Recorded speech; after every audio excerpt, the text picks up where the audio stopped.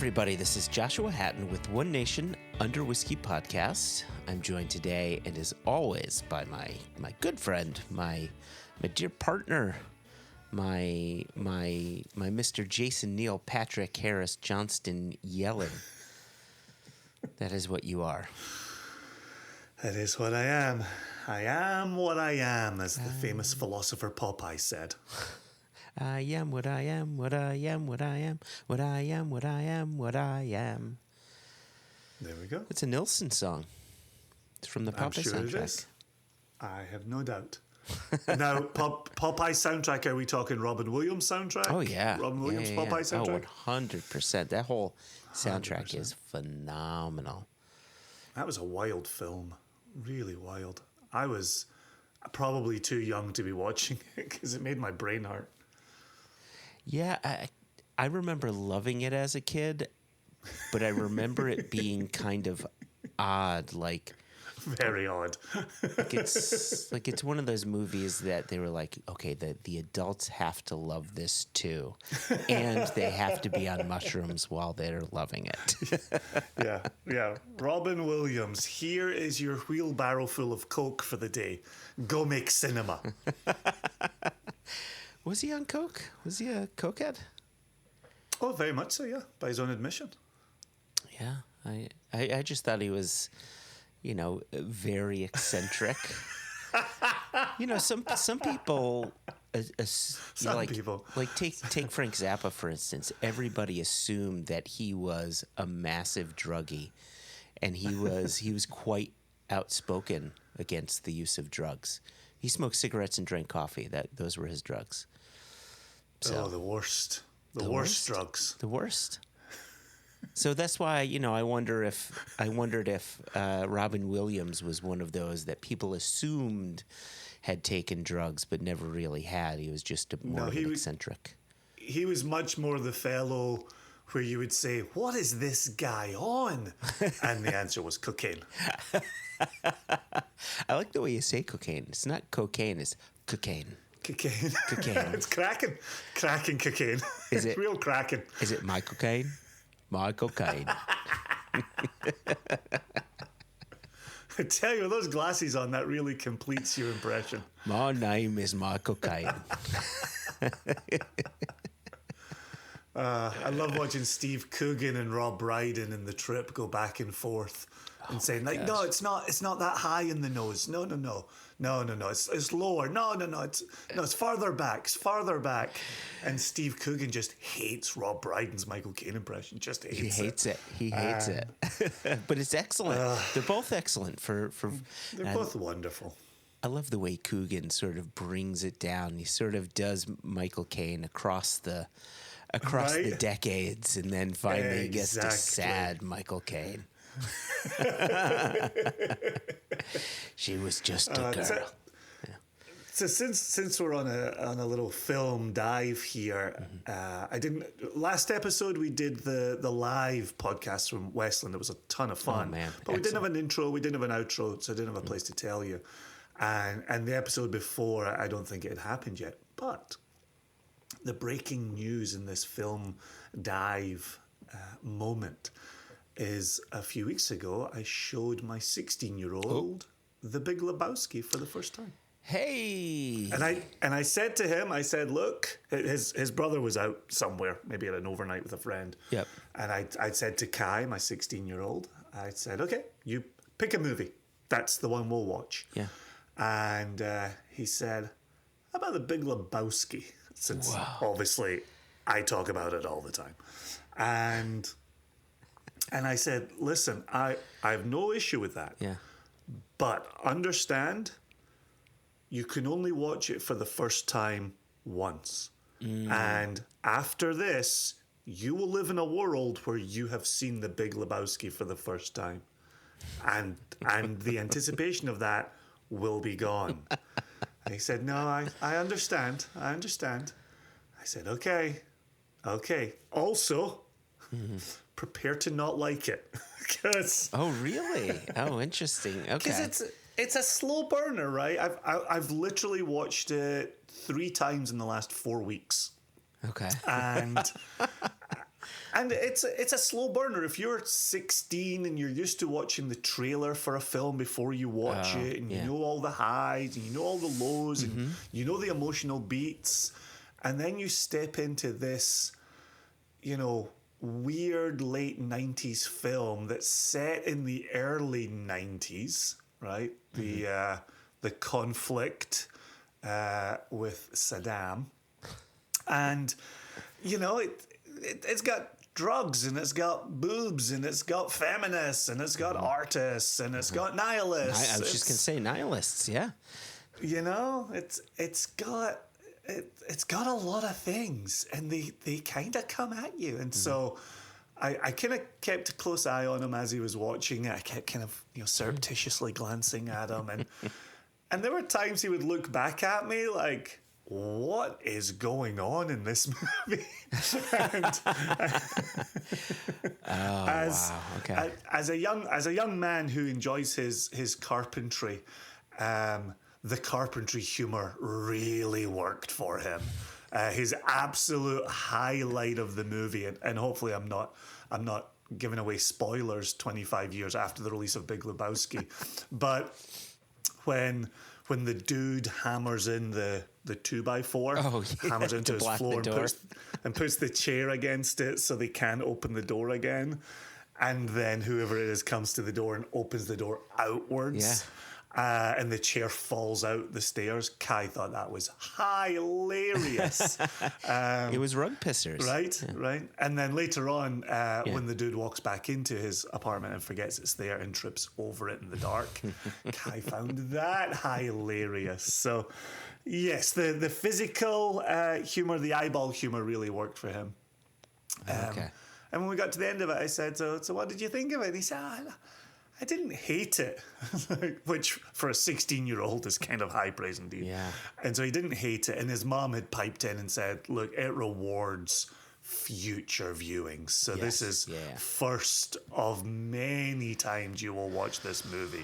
And so he wasn't against watching it again in the future and starting to add to his own Lebowski experience. I remember watching it in 98 with my dad. I was 25. He was whatever age he was. He was 48 at the time.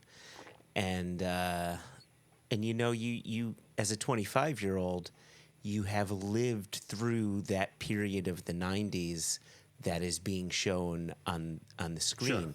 And of course, movies are shot differently back then, and dialogue is different back then, and I remember being slackjaw watching that film, just like this is incredible, from like scene to scene to scene to scene, and it was wild and weird and wonderful, and just invited viewing after viewing after viewing. But here we are, far into the future, with a 16-year-old who's only read about some of this stuff and has only heard about his dad saying all the good things. And I haven't shown my kids.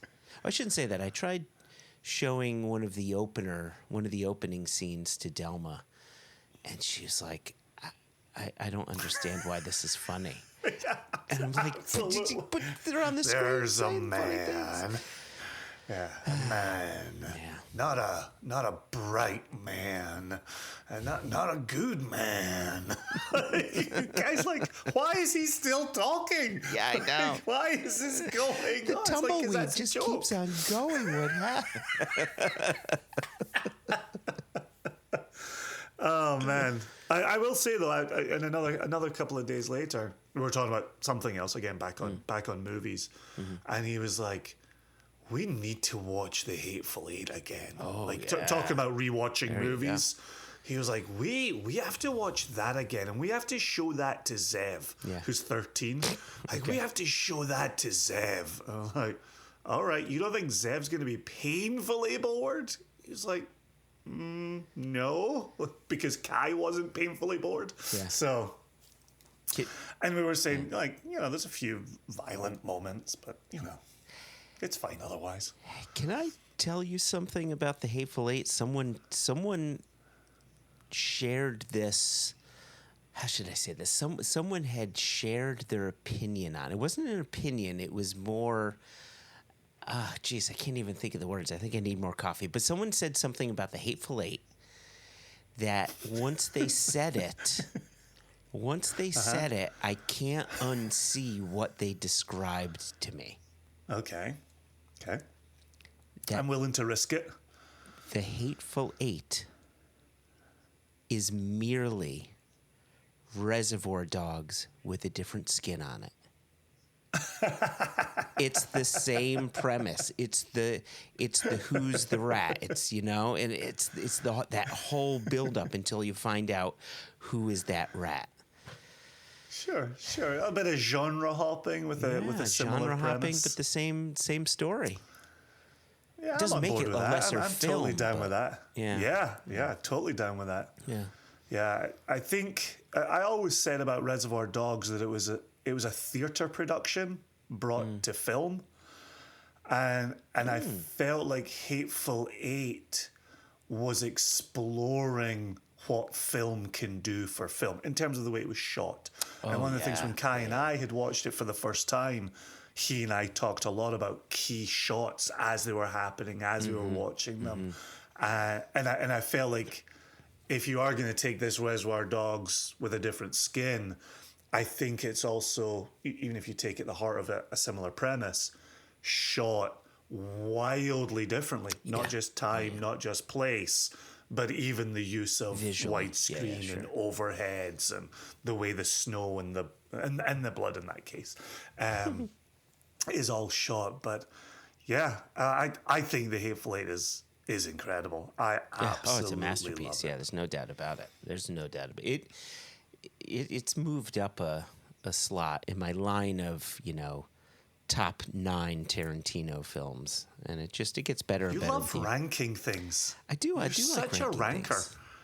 That's wild. There's a lot of rancor with this ranker. We do it with whiskey. Why can't we do it with movies? Do you and I rank whiskeys? We didn't even rank the ones we just put in our top 10s. We purposely said these are in no particular order. We're just presenting We say 5 that it's whiskeys in no each. particular order, but we definitely segregate out these 5 to 10 whiskeys from the rest of the whiskeys that we've sampled. So while we're not attaching a specific number to that final smaller list, they are held above the others. So there is a ranking. I think of they're sorts. held differently. I wouldn't say above. I would say differently. I think they're held differently. See, I view it as above. But even our rules were specifically saying these are affordable, these are available, these are on shelves. We didn't say the liquid in here is above other liquids that we would select. Yeah, you're right. I'm conflating two things. I'm conflating what our top 5, top 10 list is with our whiskeys of the year list, which I guess I shouldn't be doing. I'm getting close, man. I am getting close. Holy cow! I've tasted some Charmers. I like how we both identified that at the exact same moment, which we have been working on. So, yep. I think about that on every drive and every plane ride. I think about that. Mm-hmm. How is this coming together this year? Getting there. I've got the non-SCNs. The SCN's still an open war. I don't know. I think we're getting damn close. It's between 2 right now for my SCN, and it's between 3 for my non-SCN. Oh. Mm-hmm. Oh, I have both winner and honorable mention for the non-SCN. Okay. Oh, wow. Which is what we've done previously. No, I know. I know. I'm just, I'm looking at the calendar, and here we are recording on the 21st of November. There's still, a month and a week remaining of the year. So, who knows what else you may taste in the next few weeks. Nothing. I'm off booze. It's not a thing I do anymore. Cutting to later in today's episode. Oh, speaking of today's episode, should we talk about our guest? I think that's probably a good idea. Yeah, I'm excited to be talking with Matt Johns, who he and his wife Celine Johns founded the Pokeno Distillery in New Zealand. And I pause there simply because some people say Pokeno, and that is dead wrong. And my shorthand for the pronunciation of the distillery, I think of the Poconos, and so I say Pokeno, but even that's slightly wrong. It's like Pokeno, I think. Yeah, there's a step in it that I'm not confident about. Yeah, but so here we are talking about Kiwi whiskey, single malt from New Zealand. We had one other conversation with our friends from the Wahiki Distillery. Indeed. Including Colin of the Pluralized Mares. That was a wonderful conversation. Indeed. Yeah, what were your takeaways in speaking with Matt about the Pokeno Distillery? I was more surprised by his history in this industry. I feel like we hear about new distilleries and we hear about countries adding on to their new distilleries, and I just feel like, obviously everybody has a backstory, but I often think people are coming from different industries to then open their own. And to hear of somebody deeply entrenched in global brands who then set out to start their own distillery. Like, that's a huge step when you know how it can be done at Glenmorangie and you know how it can be done at Tullabarden. Then then you're looking at this like, all right, we can't be just a small mom and pop doing the best we can. Like, he knows what the best can look like. And that's what they set out to do. So, yeah, that was really the most surprising part to me. Obviously, as our listeners will listen along here, I love hearing about the use of New Zealand barley, the use of New Zealand wood. Right. The way they've added on their own need for coopering on site, or even talking the logistics, right? It's the boring stuff for me as well, right? But, it's how do you move casks around the world? How do you repair a cask that's come to you when you're miles away from everyone and everything? And that's the bit that I was going to say is here's a guy who's been in the industry for years, and it was within an industry that has an infrastructure in place that, you could almost take for granted all the things you have at your disposal, whether it's liquid to trade or coopers around or Forsyths up the road to help repair your stills and so on. And then you move your family to New Zealand where none of that infrastructure exists. And so, thank God he's got all of that experience to know what he needs, but then has to build it along the way. So, hopefully it not only helps Pokeno Distillery, but that they could be a bit of a guiding light for other distilleries as they pop up and grow too, because I've tasted the liquid. It's clear they're doing things the right way, and it's a distillery that I'm definitely excited about. And that's not me saying that with my Impex hat on. That's just me as a whiskey lover. I think they're doing remarkable stuff there. Yeah, I think you and I've talked about it previously, and we've got a listenership down there, but the Australian and New Zealand scene is of huge interest to us. We're watching a number of distilleries down there and building a number of friendships down there.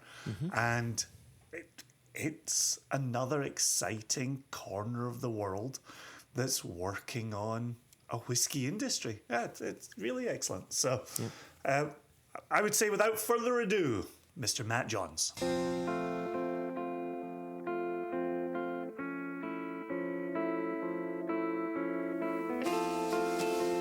Matt, thanks for joining us from New Zealand today. It's a real pleasure to have you on the podcast. How are you doing? I'm fine. Thank you very much for having me. It's a pleasure being here. To be clear, it is just after 8 a.m. for you in New Zealand, and we're sitting here at a lazy 3 in the afternoon. So I won't be joining you for a whiskey. I'm glad you believe we drink whiskey at 3 o'clock in the afternoon, because you, sir, are correct. We were talking beforehand here, before we hit all the record buttons, and we had reached a little point in our intro where you were talking about being a part of Tullibardine for a decent number of years. You said 15 years at Tullibardine. Could you tell us a bit more about that to get us started? Yeah, I think, I've spent a long time in the Scotch whisky industry. So probably I joined the Scotch whisky industry in 1997 it was, a long time ago. 1997. How does time work? How time works, a long time. Kind of a long 9-10 year period with Glenmorangie. And yeah, I kind of was heavily involved in running Tullibardine from kind of 2000, and I was involved with Tullibardine since 2008. The company I've done a lot of work with acquired the distillery in 2011, and I kind of basically been running it from 2011 up until I'm kind of still a bit involved today, but I'm gradually pulling back from it. I have a day job and a hobby, and the hobby's taken over my day job. So when you say running it, can you put some leaves on those branches for us? Were you on site? Was it the sales side? Was it production side? Yeah, no, what did running it look like? Yeah, I think my past experience for the last kind of 11, oh God, it's even longer than that now. It's a very complicated story. I'm going to try and resume this in a way that makes sense and doesn't take the whole podcast. Okay. So I was at Glenmorangie in 2007. Obviously, Glenmorangie sold to Moet Hennessy. So 2007, that was 2005 the actual sale went through, because I did 2 years at Moet Hennessy, and then in 2007 Glenmorangie divested Glenmurray, divested their blended brands, divested the Broxburn bottling facility, etc., and the rest of it. And at the time, Glenmorangie was in a joint venture with a French wine and spirits company for bottling of Scotch whiskies for French supermarkets, etc., and various other stuff. And I was kind of running that joint venture at the time as well. With Moet Hennessy coming on board, I did 2 years within Moet Hennessy. After the 2.5 years, decided that I probably wasn't a corporate monster, and probably did need to move on. Didn't want to go and run Moet Hennessy China, so that kind of thing. Decided to exit. But at the same time, the French Wine and Spirits Group was looking for somebody to run their spirits division. This was in 2007. So I kind of went over and ran their spirits division for basically 15 years. And as part of that spirits division, we made various acquisitions, and those acquisitions included Tullibardine Distillery, included Louis White Cognac, included Savannah Rum in the Indian Ocean, etc., and the rest of it. So I've been running that global spirits division as a main board director since 2007. Oh wow! And I'm actually exiting from that at the end of this year. So hence why there's been a bit of a balance period on that. So running Tullibardine means kind of from an inventory point of view, distillation programs, brand development, marketing, commercial, you name it. So. My gosh! So let me see if I can get this right. So you're an Englishman running Scottish brands / distilleries from France, who moved to New Zealand with a French wife. Yes, basically. This is like a Benetton commercial. And we're now full blown Kiwis as well. So how great is that? Oh, there you go. Wow. So I have to ask, as somebody who moved across an ocean, and it was something of a big deal. You moved hemispheres. What was the move like from Europe to New Zealand? I think the move for us was motivated by a number of things. At the start, the move was not supposed to be moved. My brother's been over here for 25 years. He was getting married in 2013 to his Kiwi wife. He said, come over for the wedding. We went, oh God, New Zealand. We've been there twice already on holiday. It's a long way to go. At the time we were living in France, I was traveling constantly. So the kids spoke almost no English because myself and my wife always spoken French together. And it was kind of, why don't we go for a family adventure for 6 months to New Zealand, put the kids into an English-speaking school. I can stop traveling for 6 months. I can run the business from New Zealand. Sounds like a great plan.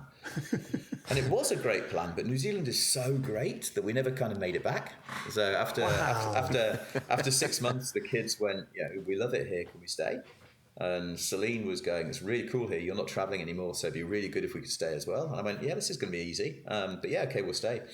So from 2013 to 2019, I was traveling back to Scotland and Europe every 10 weeks from New Zealand. Oh my gosh. It was like a commuter bus. This is going to sound awful to everybody, but for me, my lifesaver was COVID. Simply because I couldn't travel anymore. It was and Zoom came in, and all business was done by Zoom. And I think for me that was the start of the process for me exiting all the European businesses was really that moment in time kind of thing, to say actually traveling's no longer on the cards. It's okay to manage a business from the other side of the ocean if you're going back every 10 weeks. If you're not going back at all, it's very, very difficult. So that's kind of the story and the decision we're now 10 years in, full blown Kiwis, and absolutely loving it. Wow. That's awesome, man! Wow, talk about an advert for New Zealand. That's it. But still very attached to Scotland. I still go back a couple of times a year.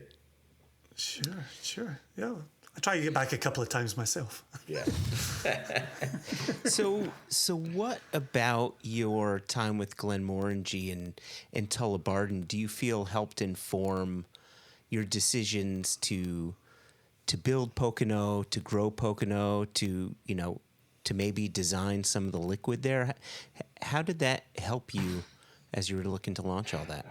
I think, after what was, 20 odd years in the industry, when I decided to build Pokeno kind of thing, for me, it was a culmination of everything. So I'd gone through the process of working for a whiskey company, running a whiskey company, owning a Cask business in Scotland, which I kind of sold last year as well. And I the only thing I'd not done was build a distillery. And I think when we moved to New Zealand, it was You're just ticking boxes. This is the next thing. Okay, I guess I got to do a distillery. But I think it was when we came to New Zealand, there were two things. I think once we decided to stay, we knew that it wasn't going to be sustainable running businesses in Europe from New Zealand. That was clear. Yep. I'm 51 now. You can only travel zones so much before you get tired. And I think it was okay. We want to do something in New Zealand. We don't want to be one of these people who just move here and live in New Zealand and don't give anything back. So we wanted to create something over here. That was the first thing. And then the second thing was, what do we know how to create? Well, the only thing I know how to do anymore is whiskey. So if we're going to do something, and New Zealand is Scotland on steroids. It's got higher mountains, it's got purer water, it's got a fantastic climate for maturation. You kind of go, well, when we decided to do this, there was no whiskey. So you kind of go, well, hold on a second, why is there no whiskey? So how do we go about trying to put New Zealand on the map as a whiskey producing nation? And that was the underlying kind of desire to do that. So we kind of went about saying, okay, this is a project we want to get into. The project took a long time to put together. We took the decision to do this back in 2014. Didn't actually start the build until 2017. And the reason for that is that there were no distilleries, there was no infrastructure, there was no legislation. And we've got this great saying in New Zealand, she'll be sweet, but I'm not going to go and build a multi-million-dollar distillery on the basis of she'll be sweet.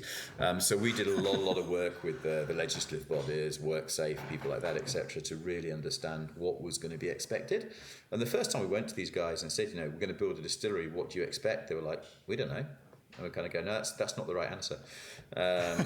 So we did a lot of work with them to say, okay, before we actually go into this project, we want to understand what you're going to be looking for. So in 10 years' time, you're not coming back to us and saying, well, what you've done is wrong. You've got to take your distillery apart and rebuild it again. So that took a good 2.5 years to do that. And it was well worthwhile. I mean, today we serve as a test distillery for them. When they've got their hazardous goods people, etc., coming in saying, we've got a distillery who wants to build, they go and see Pokeno. That's exactly what we want. That's what's required, etc., and the rest of it. And so for us, that was I'm very kind of methodical in what I do. And so that took a long time. So we didn't actually start the distillery build until 2017, and then commissioning 2018. I'm going to put the cart before the horse here, but given the way you're talking about, there was no whiskey in 2014 on New Zealand when you had this idea, and then you go through the kind of the ramifications of actually building. I'm now reading about the New Zealand Whisky Association. Yes. And this idea of you want to take charge of what is New Zealand whiskey, what's in New Zealand whiskey. Can you talk about how that association came together, and then we'll back it up and start talking about your whiskey? But I think it's interesting. What was the impetus with the association? It's interesting, and that gives a good kind of introduction, lead into what New Zealand whiskey is, kind of thing, which is cool. So, you know, I say there was no New Zealand whiskey in 2014. I suppose I'm being unkind there, because there was a little bit of New Zealand whiskey. The history of New Zealand whiskey is that there was a distillery which was down in Dunedin in the 1990s. That was bought by Seagrams in, I think it was 91 or 92. They mothballed the distillery, sent the stills to Fiji to make some gin. And basically there's a remaining amount of stock which was locked up in an aircraft hangar, and that stock was owned by a family who then went bankrupt, I believe, in 2006 or 7, and that stock was bought by a Tasmanian entrepreneur who then formed a company called the New Zealand Whisky Collection, who over the last 10 years has been bottling out that old Dunedin stock from the 1990s as kind of New Zealand whiskey. There was also a very, very small craft distiller called Matt Thompson, who's still around today, who's a fantastic guy, and is, you know, the first person. He was bottling some of the New Zealand Whisky Collection stock, saw it was getting to an end, and put a couple of small stills in 2013, I think it was. So 13, 14, he started making. The thing about New Zealand is one of the only countries in the world you can make whiskey in your garage legally. So it doesn't have to be a big distillery. You can have a lot of small distilleries, which is great for innovation, etc., and the rest of it. So Matt Thompson's been around probably for the first one, and he does a great job today still. He makes some really good whiskey. Then you had Cardrona Distillery, which started in 2015. They're a distillery down in the South Island, making a mixture of vodka, gins, liqueurs, and whiskey. They've just been bought by Thai Bev. That was announced about a month ago. They've been bought by Thai Bev. And then, we built in 2017. And then there was a very, very small distillery on Waiheke. Josh, I think you know Mark, don't you? Oh, yeah. You guys, we had them on the podcast. Yeah, you've had them on the podcast, yeah. So Mark started distilling in a 50-litre still or something like that, 50 or 100-litre still or something like that on Waiheke. So they're just building a really nice distillery over on the island at the moment, and they're going to start distilling at the end of this year or the start of next year. So that they're going to have some volume coming through in 4 or 5 years' time. So there's a few exciting things going on in the industry at the moment in New Zealand. But if you put the total distillation of the New Zealand whisky industry together today, you're still not the size of a small Scottish distillery. So you've got to put that into perspective. I mean, we're by far the largest distillery, and our capacity is 250,000 litres. Yeah, so it's still tiny. Small. Very small. It really is. So it's the start. So answer your question about the association. I think that we got together. We'd been having this unofficial chats between a few of the kind of distillers, myself, Matt Thompson, Cardrona, and Waiheke.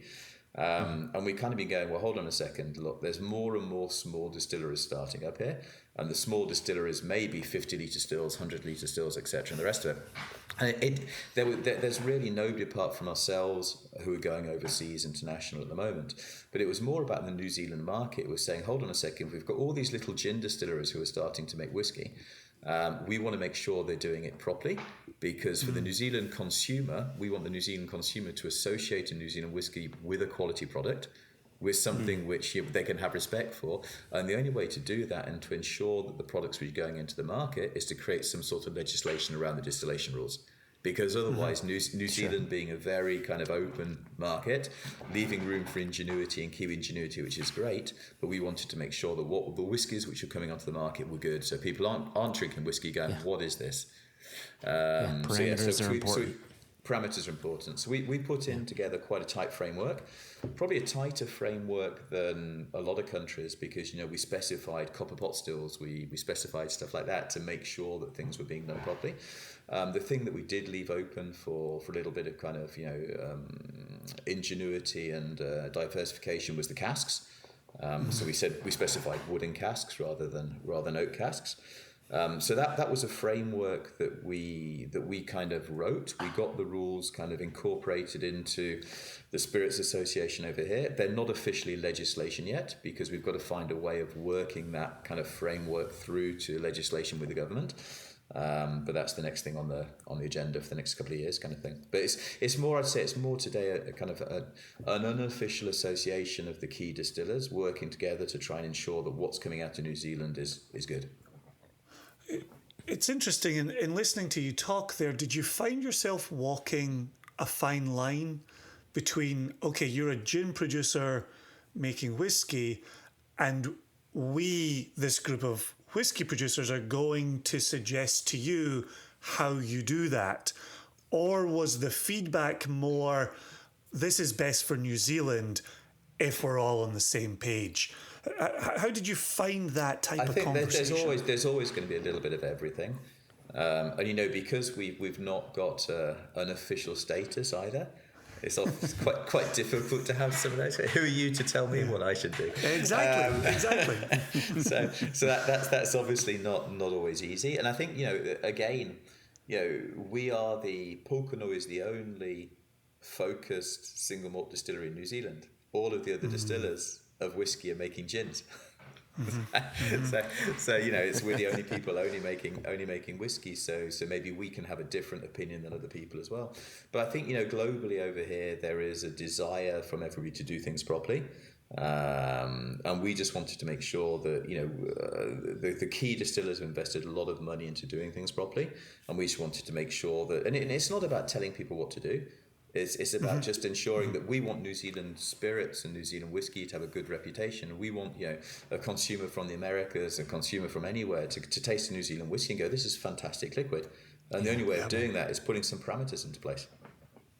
Yeah, did you see that little episode that happened in Australia a few months ago, where they were trying to get their association to get some parameters in place, and it got a little controversial. It looks like it was the solution came about quite easily, I think.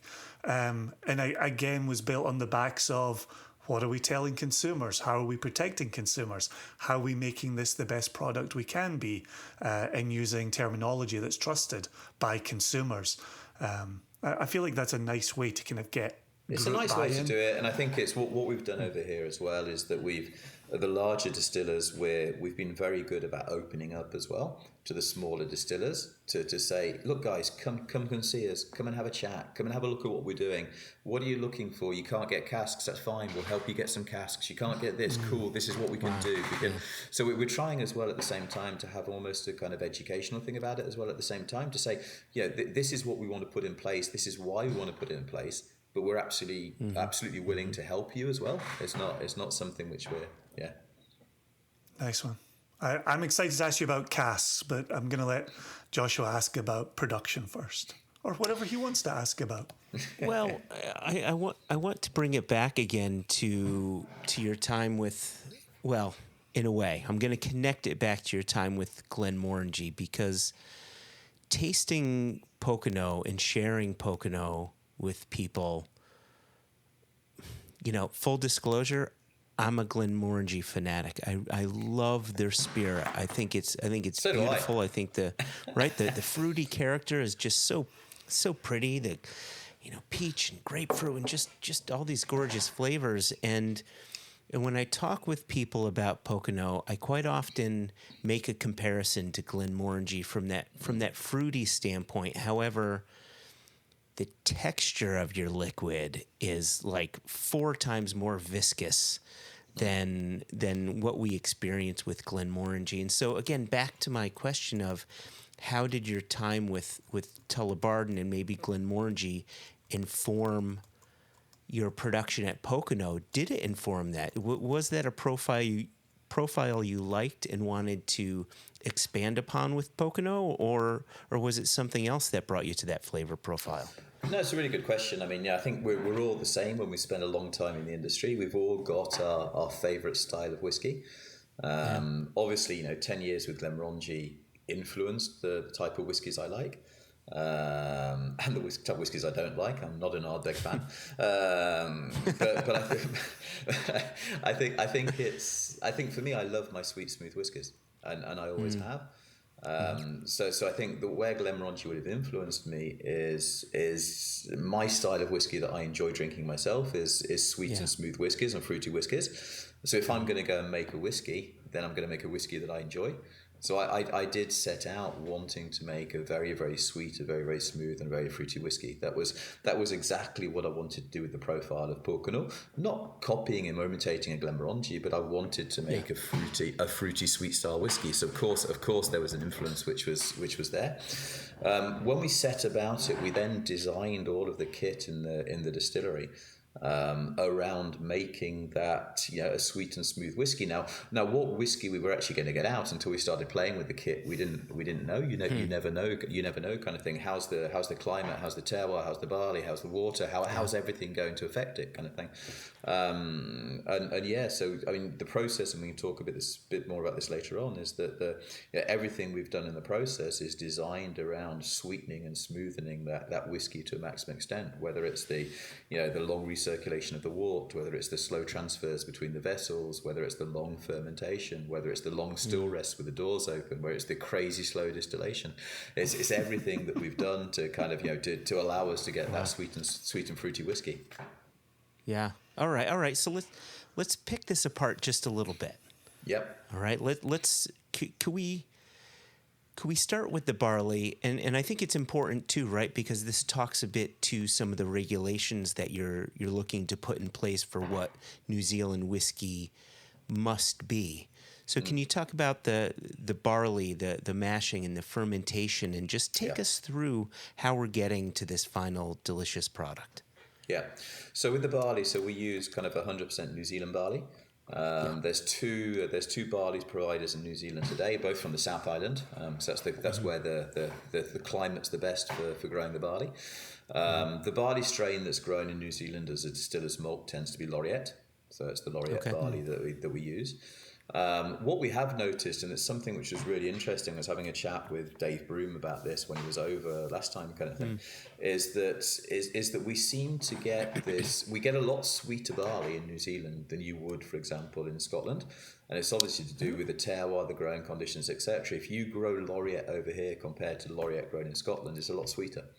And I think that initially already helps with the sweet nature of the whiskies. And it's in it, don't ask me why. It's the terroir, the climate, the growing conditions. It's it's a very dry. It's very humid. It's very hot. It's very. I don't know. I'm not a. Does scientist. that increase your yield? Not a farmer. No. Is it more available fermentable sugars? No, it doesn't. So our gravities we will sit around 1060. 1058, 1060, so it's pretty similar to what we'd achieve in Scotland, kind of thing. Our yield, and we're pretty efficient, but our yield is 365 ola per tonne of barley, which is still way below where we'd be sitting in Scotland. So it's not necessarily a yield thing. It's just this sweetness which seems to be coming through in the New Zealand barley, which is kind of really interesting. So we get that gets malted for us in the south of the North Island. And then we have a 2-roller mill at the distillery that we kind of millet ourselves. So 100% New Zealand barley. And then talking about the mashing. So we'll do a 3-water mashing. So a traditional 3-water mashing. First water at 67. second water at 80, third water at 90, third water recycled for the first water of the following mash. We do capture all the sugar. We've done residual sugar tests. There's nothing left in the draft whatsoever. So we do capture all the sugar out of it. What we do though is we do a sort of water that we use. We built the distillery over a natural aquifer. So that captures the water from the surrounding volcanic hills, which takes 100 years to drain down to the aquifer, and we will pipe directly out of the aquifer into the distillery. It's a water which is very, very heavy in iron, very heavy in manganese, really good for the profile of whiskey we're trying to distill, and that comes straight into the distillery for our mashing water. I think that with us with the mashing, we do a 45-minute break in the first water. To let it settle. We do a continuous sparge and collection with the second water, and a continuous sparge and collection with the third water. What we do though is a very, very long recirculation of the wort, probably for about 20 or 25 minutes, to get that wort as clear as we possibly can, and that obviously is going to help with the green grassiness of the whiskey, the viscosity of the whiskey, etc. At the same time. We'll then do a slow transfer between the vessels, from the transfer from the mash tun to the fermenters. We're putting it through. It will take us about 45 minutes to transfer across. And again, what we're trying to do, I think everything with us, it's about doing everything slowly, not rushing everything. We've got no constraints over time, no constraints over volume, no constraints over yield. It's not about how much it costs us to make the product. It's about what can we do with no compromise in any part of the process to make the whiskey as good as we possibly can before it goes into the barrel. And let the barrel enhance it rather than using the barrel to cover a multitude of sins. And that's kind of the overlying kind of, I suppose, ethos that we've got in the business. There is no compromise in anything we do for the product. It's not about cost, it's all about the whiskey. Gotcha. Yeah, it's I love hearing this all the way up to fermentation. I remember, speaking with a couple of producers, and they talked about tying the viscosity of a spirit all the way back to mash. Yep. And I never really understood that. I just said, okay, and then moved on. And then you finally explained where that viscosity really comes from, and you've talked to that very well. So great. It's all about little. I think there's lots of little parts of the puzzle. Yeah. And what I say to people who visit the distillery, it's not this or this or this which makes our whiskey. It's a culmination of all of these little different things that we're doing. Sure.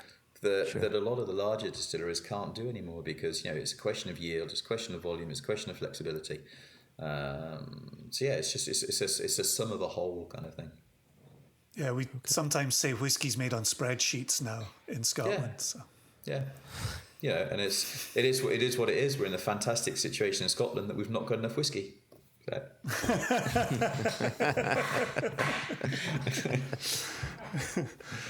So we're up to fermentation here. Can you continue this story? Yeah. So on the fermentations, we do an 80-hour ferment. Which is about as long as we can push it. I mean, we will sour at 90. So it's kind of we push it to 80. The primary fermentation is done in a kind of 40 hours, 42 hours. And that secondary fermentation is going to allow those nice fruity notes to develop in the whiskey as well at the same time. We kind of batch produce. So we bring in, for each mashing is 550 kilos of barley into our half-ton mash tun. Is 2,700 litres of wort into a 3,000 litre fermenter. We have a 4,000 litre wash still, so it's one fermenter to one wash distillation. And then we've oversized our spirit still. We have a 3,700 litre spirit still, which allows us to do two wash distillations for a spirit distillation.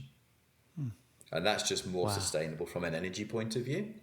Yeah. And also because our spirit distillation is so long. And I'll explain why afterwards. It also kind of cuts down a bit on time and energy and stuff like that, which is really, really good. So we'll do the 80-hour ferment. We'll end up with our kind of wash at 8.9% alcohol. We'll slow transfer across to the wash still, and then it's about a 5.5-6 hour distillation. For the wash distillation, out of the 2,700 litres, we'll end up with our 900 litres of low wines. A second 2,700 litre wash distillation, 1,800 litres of low wines, 1,800 litres of low wines, plus approximately 800 litres of foreshots and feints into the spirit still. So it's about a 2,700 load into a 3,800 litre kind of spirit still. Oh, okay. So the stills, kind of, swan neck stills, tall lantern kind of shape to them. Very tall stills for the size of the stills. We've made them as tall as we possibly can. Obviously, trying to make the sweetest whiskey we possibly can. That sounded like a Glenmorangie. That sounded like a Glenmorangie advert. Your old habits die hard. I can see your face, Jason. There, it sounded like a Glenmorangie advert. Tallest stills in New Zealand. Yeah, that's it. Which I can claim. I can claim easily. It's great. There you go. As tall as a kangaroo. Okay. Which is good. So we've got the line arm on the wash still pointing downhill, line on the spirit still pointing uphill, quite an incline as well to make it difficult to get the contenters. And I think with the spirit distillation, that's for me is where one of our biggest point of difference is. And we distill crazy slowly. I mean, when I'm talking crazy slowly, it really is crazy slowly. We're between 2.5 and 3 litres per minute, kind of in distillation. Now, if I go back to a lot of the Scottish distillers, you're between 10 and 20 litres per minute. Now, distilling in stills our size at 2 to 3 litres per minute is really problematic because we've got big steam coils. You're not putting enough steam into the coils to evacuate the condensate, so you get steam hammer. And the steam can kind of rock itself apart. So what we did is we put in a piece of kit called an Ogden pump, which you guys probably know already. An Ogden pump comes and blows a burst of condensate, a burst of steam through our coils every couple of minutes to evacuate that condensate, to avoid the steam hammer, to allow us to continue to distill so slowly. Yeah. Okay. And that slow distillation, what that basically means is that the vapor's really struggling to rise. It's refluxing constantly in the still. It's falling back down. It's struggling to rise. It's falling back down. That's doing two things. One, it's massively increasing my copper contact. Massively. It's also probably sighting myself somewhere between a double and a triple distillation because I'm spending so much time in that still that I'm pushing the ABV up. So in a typical kind of double distillation, you'll start collecting your spirit at 69 and you'll go down to about 62 or 63% alcohol. That's kind of traditional cut for a double distillation. We start collecting our spirit at 77. Oh, wow. And we stop collecting our spirit at 72. Right. Wow. Okay. Super high cuts. Tight, and that's because of this slow distillation. And that's because of all this reflux we're creating in the still. And that's why I'm saying we're sitting somewhere between double and triple distillation. Yeah. And that's what explains that incredible sweetness that you get immediately off the Pokeno whiskey on the nose, etc., and the rest of it. The cut as well, like you said, is really, really tight. So for us, because we're distilling so slowly, a spirit distillation will be bordering on 8.5 to 9 hours. Out of that time, we'll be on spirit for about 1 hour and 55 minutes. That's all. We're taking a tiny cut out of that. We will run, typical running on 4 shots. You'll run on 4 shots in Scotland for 10, 15 minutes. You'll do the mist test. It's clear, cool, on we go kind of thing. We run on 4 shots for 40 minutes. Okay, we're evacuating all of those heavy alcohols. We don't want any of it in the spirit. And as soon as the first hint of nuttiness comes in, we're off. We don't want that in our spirit. We want the sweet, smooth spirit. So again, it's not particularly kind of efficient, but it's what we want to do with our whiskey. I'm just sitting here with all of those numbers and what all of that means for the spirit. While I've got these numbers dancing in my head, you'd mentioned a moment ago about a period where the still doors are left open. Yes. So I don't think I've heard that anywhere else. So I'm not saying it doesn't happen, but I haven't heard it. Oxygen regenerates copper, and copper gives you the sweetness to your whiskey. So we will do by doing so our basic production plan at the moment is that obviously because it's not like Scotland. We don't need malt whiskey to put in blended whiskey because there is no grain distillation in New Zealand, so that's not going to happen. Yep. So what you're distilling is only for yourself. There's no exchanges, there's no swaps, there's no et cetera, and the rest of it. And we do not sell new make to anybody. We've not done one founder's cask. We've not done, we're very, very anal about building a premium brand. And so for us, we don't need a lot of distillation at the moment. We're distilling 80,000 over a year at the moment, which is more than enough for our brand requirements for the time being. So that means for us 4 spirit distillations a week and 8 wash distillations a week. That's all. And for the rest of that time, our still doors are open, letting the oxygen regenerate the copper, which is also going to help the sweetness of the whiskey. Wow. So it's just long still rest. Long still rest, again, it will help with your sweetness, with your green grassy kind of nature of your whiskey. So are you, if you've got this rest period, one of the things we've talked about, someone like Lafroig, who used to have this kind of meteor iodine, more quintessentially Islay spirit, then started running their stills continually and got quite a minerally, quite a gravelly spirit out of it. One of the hypotheses floated is the stills never got to cool down. They were running constantly. They lost some of their viscosity to their spirit as well. Are you finding in cooling down and recharging and opening doors, are you finding that's helping texture? Is there it helps. Is there truth to that hypothesis? Yeah, it definitely. I mean, like I said before, there's lots of little things which help, and that's definitely one of the things which help as well. And I think we and that comes from the kind of the hit list of stuff that we wanted to do when we built the distillery. We had a clear list of stuff that we wanted to do, and we knew that everything would help. So, and that will always be kind of a feature of ourselves is these, and that was the reason as well for oversizing the spirit still, because it means that the wash still's working twice as hard. The spirit still gets a lot of times to have a break. Yeah, that makes me think of Kalila's stills, right? They fill their spirit still quite low, and really let it go fairly slowly, which makes for that lighter spirit. They tend to have a good viscosity to it. So, there you go. Man, this is great. I'm still getting over that cut that you're talking about, 77 to 72 is wild. When you were conceiving of this idea, did you conceive of that number on paper? Did it start coming about once you were running the equipment? It's once we were running. So I mean, we've got we're true crafted distillers in the fact that every single cut is done by nose and taste. It's not done by parameters. So obviously the distillers have got their parameters, but that doesn't mean they cut on the parameters. It is nose and taste test every single spirit distillation. We've built a very automated distillery. We have a state-of-the-art distillery. The whole of the mashing process is automated. The automatic cooling on the fermenters, automatic control of all the stills, etc., and the rest of it. But the cut is done by nose and taste. And the reason we've automated things is that one, we knew that we wanted to build a global brand. So we had to be capable, even for a small craft distiller, of achieving the economies of scale to allow us a price positioning in the market, which would allow us to develop a global brand. And also a distillery capable of running 365 days a year, 24 hours a day, if we wanted it to. But also as well is craft distilling doesn't mean different every time.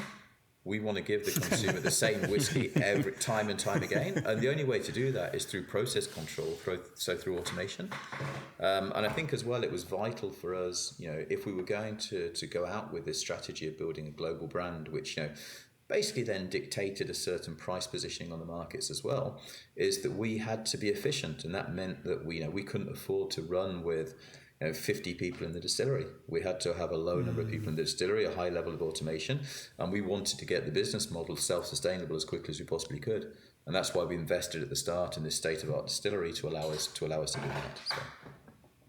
Jason, you wanted to ask about casks. I did. You are correct. So actually connected to what we're saying here about the cut, what do you then fill your casks at a more traditional Scottish strength? Do you have your own Pokeno strength? What does that look like? And what are you mostly filling into right now? And then I have my follow-up. Yes, then I know you. I know what the follow-up is already. Oh, there's a couple of follow-ups. So we will fill at 63.5. We're just filling at the traditional kind of Scottish filling level. Yep. Obviously, we don't want to fill higher than that. Higher than that, less interaction with the barrel. I'm not a massive kind of fan of filling lower either. So we kind of we fill at 63.5. What we fill into a variety of casks. I mean, 80% of our liquid is filled into first fill bourbon. And we get our bourbon casks from Jack Daniels, so Brown-Forman. We bring those across. It's their select casks that we bring across. We will only use those once, so we will only do first fill bourbon casks. There's a reason for that, which I'll tell you about in a minute as well, which is part of your follow-up as well, I think. We'll then fill into sherry casks, so we work in the Galamartin in Spain for that. Awesome. Sherry will be Oloroso, Pedro Jimenez, Moscatel, Amontillado, Palo Cortado. We've got a variety of sherry casks we fill into. We'll fill into virgin casks. We'll fill into port casks. We'll fill into rum casks. We'll fill into a whole variety of different casks, wine casks, New Zealand wine casks, STR casks. So there's a whole variety of casks that we'll fill into. But what we tend to do is the overlying principle of the distillery is we fill new make into all of these casks for full maturation. And that will then give me a lot of different ingredients after the full maturation to make up my different whiskies. Rather than doing a lot of finishing, etc., and the rest of it. So we tend to do very little finishing. We'll do a little bit of finishing for some specialty casks, but apart from that, it tends to be full maturation for all of our whiskies. The maturation is a really important kind of question around this, which I know is going to be one of your follow-ups. So I'll jump on that straight away. When we built the distillery, I was fully aware that building the distillery in subtropical North Island, New Zealand, with kind of incredible humidity, incredible low high pressures, incredible changes of temperature, the maturation was always going to be quicker than it was in Scotland. How quick, I didn't actually know. We built the business plan on 4.5% per year evaporation. We're going to go 2.5 times quicker than Scotland. It's going to be great. We're going to bring a whiskey out after 5 or 6 years. It's going to be just as good as the 10-year-olds at Scotland. It's going to be perfect. It's going to be cool. So after year one, we kind of went, that cask's looking a bit low. Maybe it's a leaker. Doesn't matter. We'll see that. Year two, we go, this is really, really low. There's, maybe all the casks are stacked away. It must be 3 or 4 leakers. It's fine. So, year three, we're kind of going, okay. Well, we'll have a good look at these casks now. We're not launching, of course, yet. But we'll have a good last look, kind of thing. And we're going, my God, this whiskey is really, really good. Why is it so good? And why are our casks so low?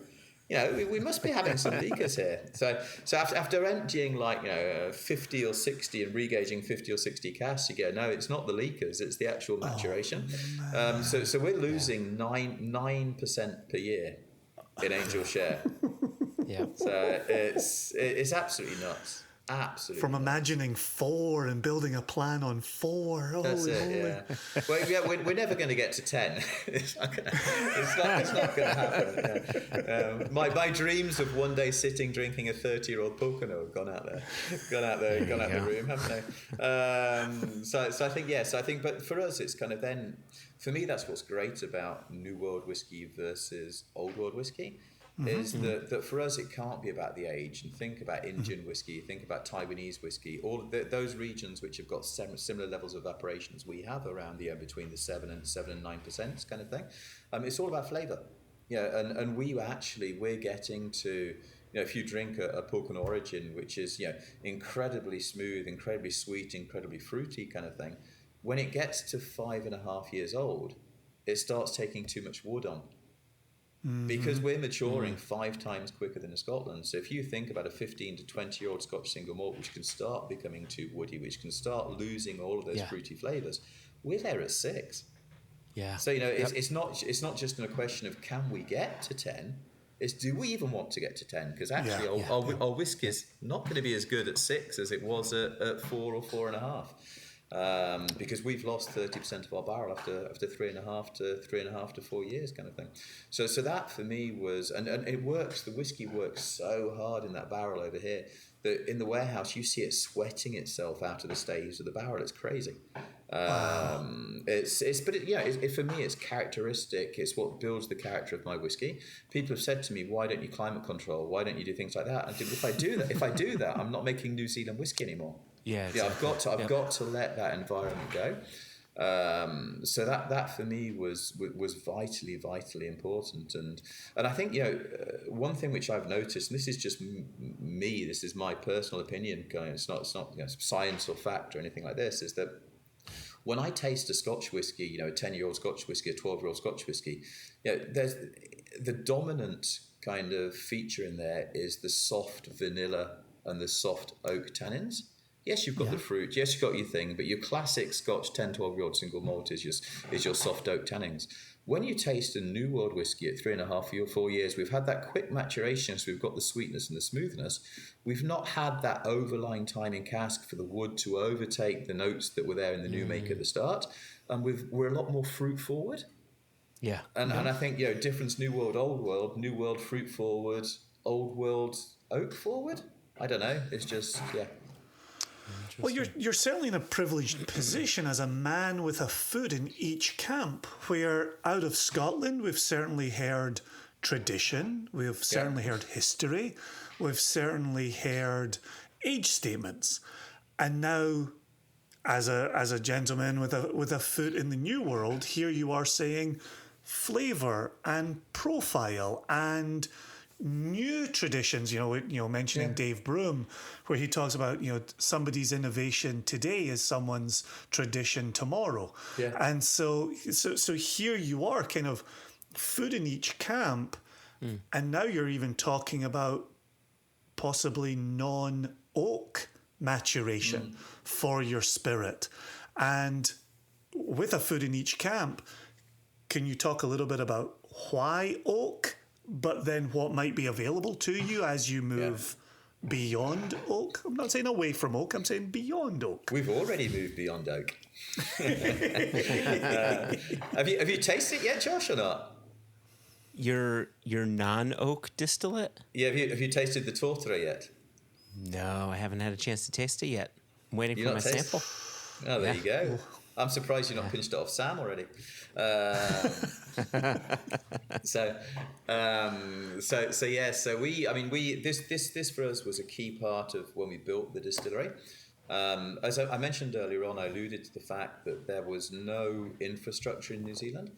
And there wasn't, we're very fortunate when we're in Scotland and we go, actually, we've got third-party bottlers, we've got third-party duty-bonded warehouses, we've got cooperages, we've got still makers, we've got all this kind of thing. In New Zealand, we have none of this.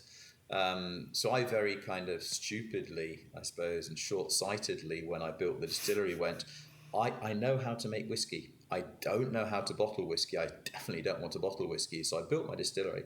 And then after kind of 3.5 years, we're going, well, actually, we're going to launch in like 6 months, 9 months, because it's ready kind of thing. So I'll just go and find a third-party bottler. There aren't any. Excellent. Wow. Cool. So then it was, God, I'm going to have to build a bottling hall. Oh, no.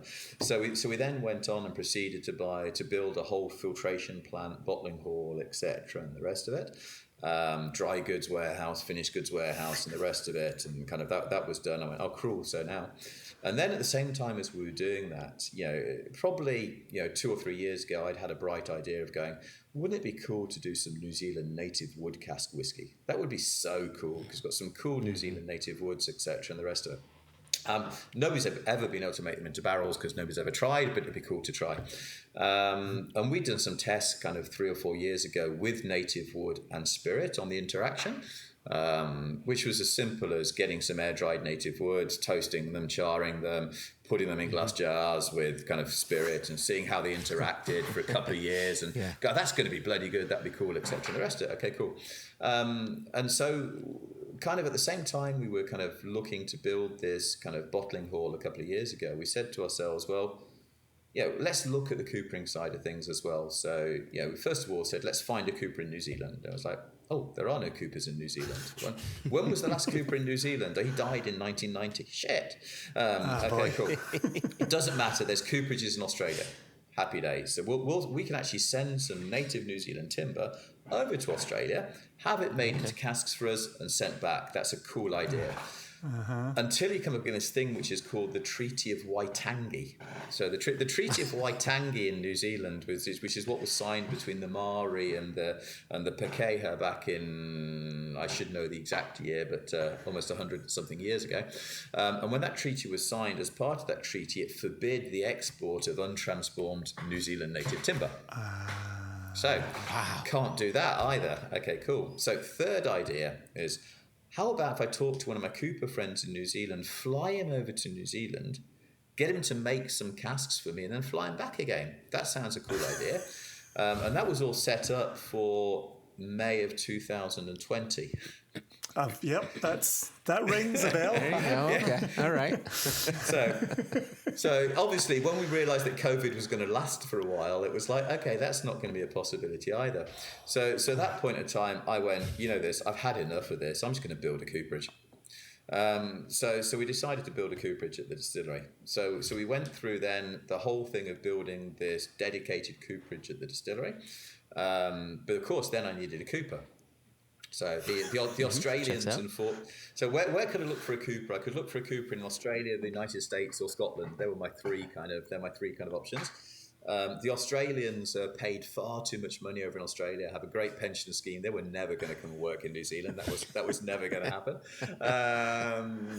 I tried a couple of the Americans who were like, New Zealand, quaint, but not going there kind of thing. So at that point in time, it was, okay, it's got to be Scotland kind of thing. So I then went through a whole process of finding a master cooper in Scotland who was willing to emigrate to New Zealand. Found one, which was great, and he arrived over here in November of 2022. So we have New Zealand's only cooperage and New Zealand's only master cooper. He's a 14-year trade cooper. And so we then equip the cooperage with everything, including our own barrel shaving machine. We do our own STR casks, we do etc. and the rest of it. And at that point in time, we went, okay, cool. Now we've done this, we're actually going to see if we can make a barrel out of native wood, because we've put all this investment in, but we don't actually know if we can make a barrel, because are we going to be actual bend the wood kind of thing? So this was a big kind of leap of faith. Celine, my wife's going, you're a nutcase.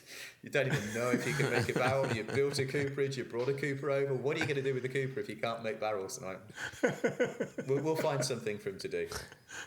So we did the first test with Torthra wood. Now Torthra, we'd already done some experiments with the spirit. We knew it was going to work really, really well. It's a beautiful red wood, but it's an incredibly hard wood. So the whole question was, were we going to be able to bend it? Now when you're bending, so my Cooper's going, he's a big guy, he's going, I can bend anything. And I'm going, good, that sounds good. I like this kind of thing. So I've got this image in my head of him sitting, scratching his head in the cooperage after steaming the wood. So when you steam oak, you steam it for half an hour, then you can bend it. So 4.5 hours in. Oh my gosh. He's still steaming this Torthra, and he's going, it will work. Now, we've not got a hoop driver in the distillery, so he's doing it traditional barrel building by hand. Oh, wow. Okay. So there's myself, the cooper, and my production manager with 4 ratchet sets trying to bend this. Oh my god! But we got there. We have got the technique now. We've got it sorted. So we officially started making Torthra barrels in December of 2022. We now have made I think our 20th barrel or something like that already, kind of thing. And we released the world's first ever Torthra finished whiskey in July this year, of which I believe you have got stock arrived in the US now, Josh. So. Oh man! And it only takes you 7 weeks to make one cask. That's the amazing. So now, it's almost that. So now, but the problem is, of course, as well, it gets even harder than this, because all of the native New Zealand timbers are protected. So they have to be sustainably forested. You can't cut them down. You have to wait for the wind to blow them down. Wow. Okay. So it's all sustainable forestry and stuff like that. So, but it's cool for us. It's something which anything worth doing shouldn't be easy. So it's difficult getting the wood. The wood's expensive. It's difficult to make into a barrel, etc. It takes him a full day to make a barrel. So from start to scratch, it takes big. But we're making everything by hand. We're forming the staves by hand. We're forming the barrel by hand. We're toasting over the braziers in the traditional way by hand, etc. And the rest of it. So we're making our own hoops by hand. It's everything's done traditionally. So for us, that's really, really exciting, because that is, you can't get more intrinsically Kiwi than a New Zealand whiskey made from New Zealand barley in a barrel from New Zealand wood. And for me, that's really, really interesting. And it opens up these other avenues for different taste profiles coming through the whiskey. The Tortura is bringing notes of white peach, exotic fruit, creamy coconut. It's kind of, I was tasting out the barrel with Dave when he was across, and he was going, "Whoa, my God, this is so different." And that's what we want. Wow. We want it to be different. We want it to be different. So that's, it's pretty cool. So one of the things we talk about with oak and the benefit of oak is it's the right balance between not letting liquid out, but letting vapors out through pores and allowing atmosphere in and hence maturation. But you also get angel share with that, and as you're describing your 9%, if I'm counting correctly, and maybe you pulled it sooner than this, but approximately an 8-month finish in New Zealand native wood during your more winter months, but subtropical conditions. How did you find your angel share during that finishing period, and what do you think it might mean for full maturation in that type of wood? It's really difficult to tell. It's really a really early kind of thing. Yeah. I mean, we did about the kind of finishing period was about a 6-month finishing period that we used for it, because we've got to think that these are virgin casks. So 6 months in a virgin Tortura barrel for already, it brings a hell of a lot of flavour and stuff through. We're doing at the moment. I mean, I think it's going to be pretty similar based on what we saw. But at the moment, we've bottled the equivalent of kind of 6 casks. So it's really early to say that. But I think what we've done at the time being is we've laid some stock down in virgin Tortura barrels for full maturation. We've laid some stock down in first fill Tortura barrels, so the finishing barrels that we've then used for full maturation, because basically after a finish that becomes almost like a first fill cask kind of thing. We've put some 1-year-old spirit in some 2-year-old spirit in some, so we've got various kind of tests and trials and stuff going on to see how it will react. But maybe ask me that question in a year's time, I'll have a more exact answer. And different woods are going to act differently. I mean, we just built our first ever Cowrie casks. We're building our first ever Poriri casks next month. We've got a load of native New Zealand oak coming in as well, so we're going to make some New Zealand oak casks as well. Okay. So there's lots of cool stuff that we've got around this wood side that we're kind of experimenting with at the same time. Interesting. Yeah, it's absolutely a watch this space and see where the wood profile goes.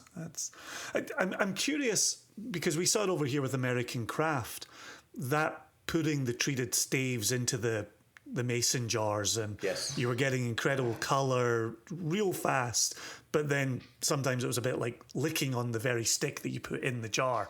Did you get some of that accelerated maturation or accelerated finishing happening there? How did you find the mason jar experiments? I think it's the jar experiments are incredibly difficult to measure scientifically, because the toasting and the charring is very, when you're talking about wood parts, is difficult to measure.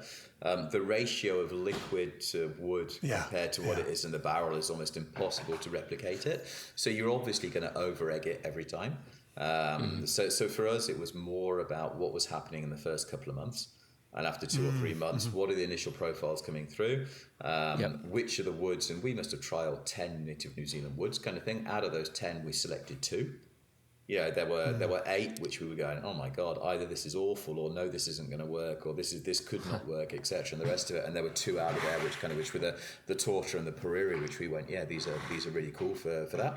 So the Tortura we've managed to make into a cask. The Poriri, I'll tell you in a month's time. We've got the first load of wood coming down in a month's time, and then we're gonna try and make it into a barrel. So it's gonna be exciting and interesting. Yeah, that's very cool. It also makes me wonder which native woods would do well over a longer period, but maybe don't show as well in the short term. And so I think it's going to be really interesting because we're finding as well that if we leave the finishing stock in there too long, a dryness in the torture comes through if it's any more than 6 or 7 months. But then once it's become a first full cask, what's that going to do to it? Yeah, is then gonna, and we're trying to work that out at the moment, kind of thing. It's all it's all kind of it's like anything though. It's kind of each time you do it, you're having to fill full casks to do it. So you're putting a lot of good spirit in there to do it. But if we don't try it, we're never going to know. So it's exactly. Exactly. Yeah. So for your two core products, you've got Origin, which is bourbon cask, and Discovery, which has a fair bit of sherry cask maturation in there. And you've done some one-off, sort of like a double bourbon, and then this new wood that you're talking about. Quite often when people talk about whiskeys from down under, right, from Australia or from New Zealand, you hear these whiskeys being matured in wine casks as regularly, but we haven't heard any discussion of that. Is that something you're looking to avoid, and you want to stick with, at least for your core products, more traditional oak and then play around with native oak, or do you plan on dabbling in wine casks? Yeah, no, we do. We do some wine casks. We have got a third product which we sell in New Zealand, which is Pokeno Revelation. Pokeno Revelation has got probably about 30% of the liquid is full maturation New Zealand red wine casks, and 70% first full bourbon. The reason we've not released that globally, I think 2 reasons. One, we're very particular on the type of New Zealand red wine casks that we use. We've not got many of them available. So our ability to roll that product out on a larger scale is quite limited for the time being. We do, like I say, we do sell it in New Zealand. There's 1 or 2 smaller export markets have taken some of the stock. We've started doing some of our own STR casks with New Zealand red wine casks. It's not something I'm a massive fan of personally, which I think has dictated why we've not gone big in it. There are a lot of new world distillers out there doing it already. Think Starwood. Sure. Starwood's only in red wine casks. Think Cotswolds. Cotswolds is only STR casks. So I think for myself it was kind of I wanted to. And the reason we do so much in first full bourbon casks is I want to showcase the quality of the liquid I'm distilling rather than camouflage it completely with a range of different casks. So for me, the Pokeno Origin, which is just first full bourbon, which is showcasing our profile kind of thing, is what I want to show to the world. I think when you're trying to build an international brand as well. I mean, we all know the difficulty of getting products and SKUs onto shelves of liquor stores. Core ranges of 5, 6, 7 products. You just can't work it in market, especially for a niche New Zealand single malt whiskey. So I think that's why we went with the 2 products in the core range at the start. We've got the ability to extend that range if we want to, but I think it's important to build your brand on the basis of kind of 1 or 2 solid products at the start, and then develop out in the future when the market's ready. Rather than making the work very hard for distributors, having kind of very extensive ranges to go out and sell. Gotcha. On that very subject, I was reading and I read a couple of articles where you were interviewed. And it was so interesting to me. They were both New Zealand press, and it was interesting how they just were asking you, like, how much money have you invested in this, and what are your profits? And I was like, it's the Scotsman in me, but holy moly, you don't ask that question. You don't ask that sort of question. Yeah, it's nice. That's the key. That's the Kiwis for you. Just like, Well, and I love the way you sidestepped it every single time. So let me ask you, how much money did you personally invest? No, ask my wife too much. Right. No, one of the things I read was you were looking at dedicating 5% of your spirit to your home market and 95% to export. And I think that maybe came from a 2022 article. And I was curious if those are still your numbers, and then why? Where was the impetus for this to my eye, major focus on export for a New Zealand brand. Yeah, I mean, New Zealand is a tiny whiskey market. It's a fantastic whiskey market, but it's a tiny whiskey market. There's a small group of passionate consumers. I mean, that's growing. But, traditionally, New Zealand's a beer and wine market. It's a hot, humid country. So people are drinking beer and wine kind of thing. So I think the opportunity for a New Zealand whiskey in New Zealand is always going to be limited to a certain extent. I mean, we're very passionate about our own products. We've got a great pride for our national domestic products. So that's kind of really good. But I think as well, because there's a lot of smaller craft distilleries. If you think about the Australian Tasmanian model kind of thing, it goes along lots of distilleries all selling locally, regionally, at quite a high price point, but not really extending out internationally. One, because their volume kind of restrictions, but also because their price strategy. They're priced very high, and I think the same thing's going to happen in New Zealand as well. I think the domestic marketplace, because there's a lot of smaller distilleries starting to develop, will become quite crowded quite soon. And there's only so much New Zealand whiskey can be consumed in New Zealand. So I think we were always conscious that we wanted to make sure that we had a presence in New Zealand. The domestic markets are always important, so we do give a lot of attention to the New Zealand market. But it's never going to be, if we wanted, for the size of distillery that we've built, the New Zealand market cannot sustain a distillery of our size. Yeah. So it had to look at the global international expansion. We'd kind of said, 95.5. We're probably at this point of time 90-10. Looking at our figures kind of thing. But that's because we've put a lot of effort into our domestic distribution as well. We're developing duty-free in New Zealand as well. We've developed a visitor centre activity and online sales that we didn't think that we were going to do at the start. So there's a number of stuff that we've put into place which is actually helping that model develop a bit more. Oh, okay. Nice one. Nice. Yeah. Cheers. I appreciate your transparency. No, it's cool. Yeah, so that's a nice little surprise for you. You thought it was going to be 95.5 and it grew to 90-10. That's very cool. Yeah, and it might even go a bit further, and we'll see. I mean, we're getting a lot of kind of following from the brand in New Zealand. The people are enjoying the product. The people are liking the product. We've kind of put it out there at a very good price point as well, as it is around the world. So it is accessible. It's an accessible New Zealand whiskey, which isn't miles above a Scotch single malt. So I think that definitely helps. Yeah, so with that in mind, and I realize I'm looking at the clock here, and we're getting close to the end, and I'll have a final question for you. But a few months back, I was in San Francisco for the Pleasanton Games. Just big Highland Games event, and there was a 2-day whiskey festival happening there, and we had 4 tables, plenty of whiskeys on the table. And each day, we went through 5 bottles of Pokeno Origin. People were just plowing through it, and it talks a bit to, I think, what you just said now, is that accessibility. It's such an accessible whiskey, and it's so pleasing that the word kept passing on, and people kept coming to the table and saying, "Oof, I've got to try this." So it sounds like this idea of creating a whiskey that was fruity and smooth and pleasing. You had a goal, and you seem to have hit that goal, and people are responding very well to it. I think it's liquid. It's liquid on lips, and every time that we would do in-store tastings around the world, etc., we'll be lined up against several other distilleries at the same time. Even when we're over in the US, we'd be doing in-store tastings with some of the other Scotch whisky distillers, etc., and we'd be selling 10, 12, 13 bottles where they'll be selling 2 or 3. And it's just that liquid on lips. People are tasting it. Wow, this is fruity. This is sweet. This is easy to drink. What's the price point? Oh, wow, that's interesting. And then it literally is the liquid on lips. And that's what we wanted to do. That was, for me, that's the most satisfying thing, because we went out there wanting to make a sweet, fruity whiskey that people are going to love and enjoy. And that for me is the most satisfying thing. I think we've managed to do that, which is great.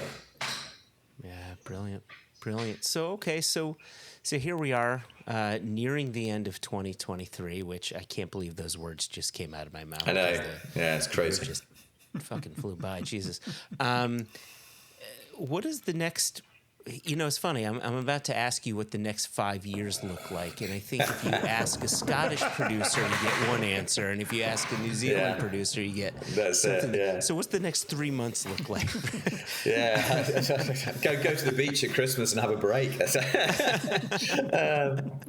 I don't know. I mean, at the end of the day, I really don't know. I mean, somebody was asking me this question yesterday. What's my vision for Pokeno? My vision for Pokeno is not to take over the world. We mentioned earlier on, I've been involved in kind of big companies, running big companies, etc. And the rest of it. I don't want to run a big company, not anymore. So my vision is to carry on building the brand to. I mean, today, if we can build the brand to a 15, 20,000, 90 case brand over the next 5 or 10 years. I'm happy. Carry on making quality whiskey with no compromise on what we do. I don't want to become a machine. That's not what I want to do. And just carry on enjoying it. I think we want to enjoy it. It's a passion project. This is fun for us. Myself and Celine go to the distillery each day because we enjoy going to the distillery each day. Because I enjoy driving the forklift. I enjoy jumping on the stills and doing a distillation run just to prove to my distillers I can still do it. You find me, if you find me going down the distillery any given day, I might be doing a filtration. I might be changing valves on a pump. I might be doing stuff. And actually, I like that. It's what I enjoy doing, kind of thing. After it feels like I'm making something properly. After years of running businesses and running brands and managing stuff, it's nice to get your hands dirty and actually do a proper day's work for once. So again, your words, not ours. So both you and Celine are going to the distillery each day. What role is she playing within the production? Celine runs all the finance admin side of things. Okay. She keeps us on the straight and narrow. There you go. You need that. Stops me spending money. Yeah. Someone needs to say no at the distillery, right? It's all experimentation all the time. That's it. Yeah. That's great. Well, it was. I tell you, it was absolutely lovely meeting you and Celine in San Francisco and spending a bit of time and sharing some whiskey and sharing some beers and I look forward to doing that again before too long. Definitely. It was fantastic. Yeah. Thanks so much for joining us today and sharing. Thank you for taking the time. This ended up being a far geekier conversation than I expected, and I know that our listeners will devour this and probably rewind it and listen to it again and make sure they got 67 degrees. 80 degrees, 90 degrees. Okay, all right, good. When do they leave the doors open on the stills? It's fantastic. A real pleasure to meet you, Matt, and you too, spend Jason. time with you and learn about the distillery. It sounds like you're doing it right, and we always talk about getting down there, and hopefully we will get that chance. We've got tons of friends to visit with down there, and it's now easy, we count you among that number as well. It's easy to get here. It's an easy flight. Yeah, I'm just going to ask you for some of your frequent flyer miles to get down there. I spent years working for other people, building them up. Now I'm spending them all working for myself. Perfect. You are a smart man, Matt. Awesome. Well, until next time, cheers ever so much. Thank you. Yeah, cheers.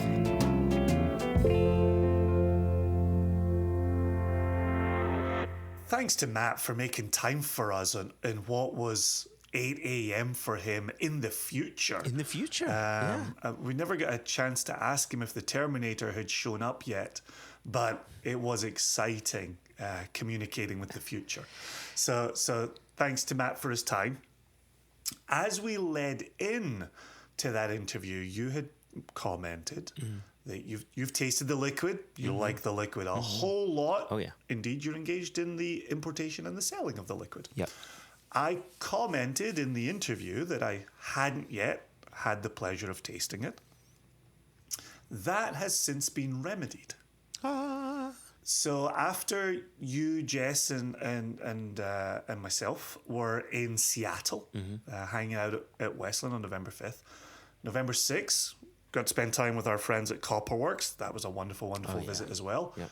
And then you and Jess dashed off to the airport to catch flights east. And I went to Whiskey Bar on 2nd Avenue in Seattle. Hey, okay. and at Whiskey Bar on Second, they had Pokeno on offer. And my guess is, again, we always go back and forth on this. I do a lot of small pours, so I can do a lot of tastes. Yeah. They poured me an ounce or 2 ounces. It was a ton of liquid. For $15 was my Pokeno experience. Yeah. Do you remember which And one? I have to... So only on the menu did it have Pokeno New Zealand single malt whiskey. Yeah. Okay. Does that answer a question? Yeah.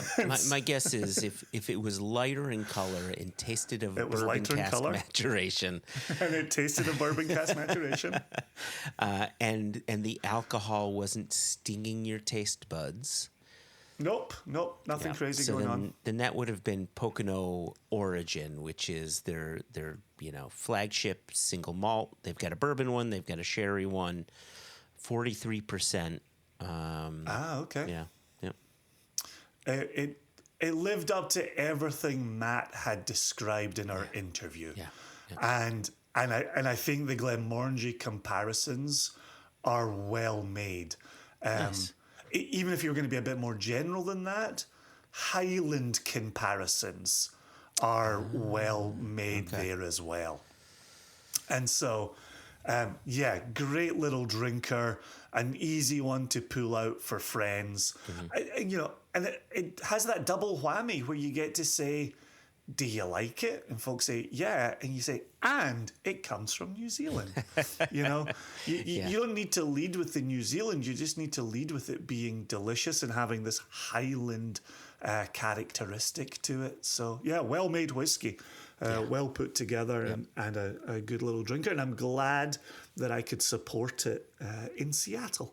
And I'm glad that Whiskey Bar on 2nd Avenue had it on their back bar. Beauty. Yeah, that's fantastic. I reach for it. That particular one is nice because yes, it's 43%, and I know we usually rail against 43%, and typically we rail against it because the whiskey tends to be chill filtered and kind of thin, a bit insipid, but in this case, the texture is really remarkable. It's quite chewy. It's quite heavy.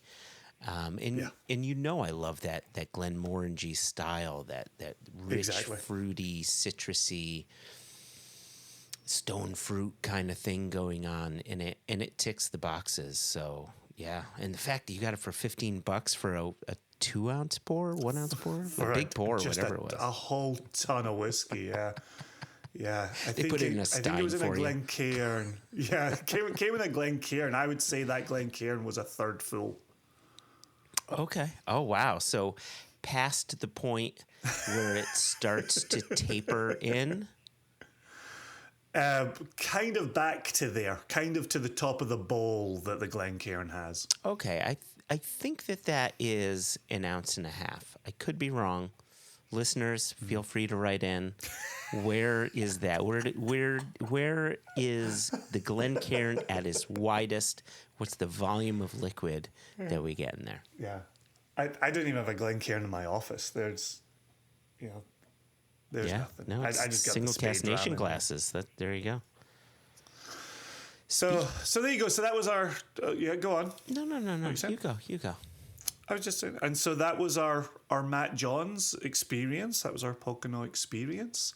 Any key takeaways for you in listening back to it?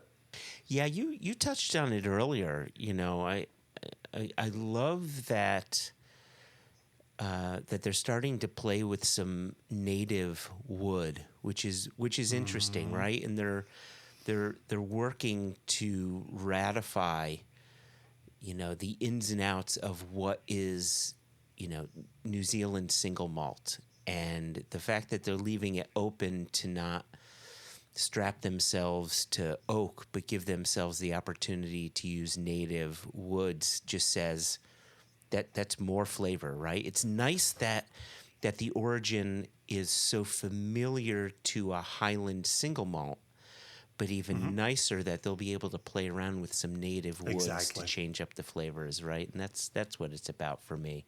Yeah, to me, that's the excitement of world single malt. Yeah. Is known category, known commodity with the barley in this instance, and then jumping off points.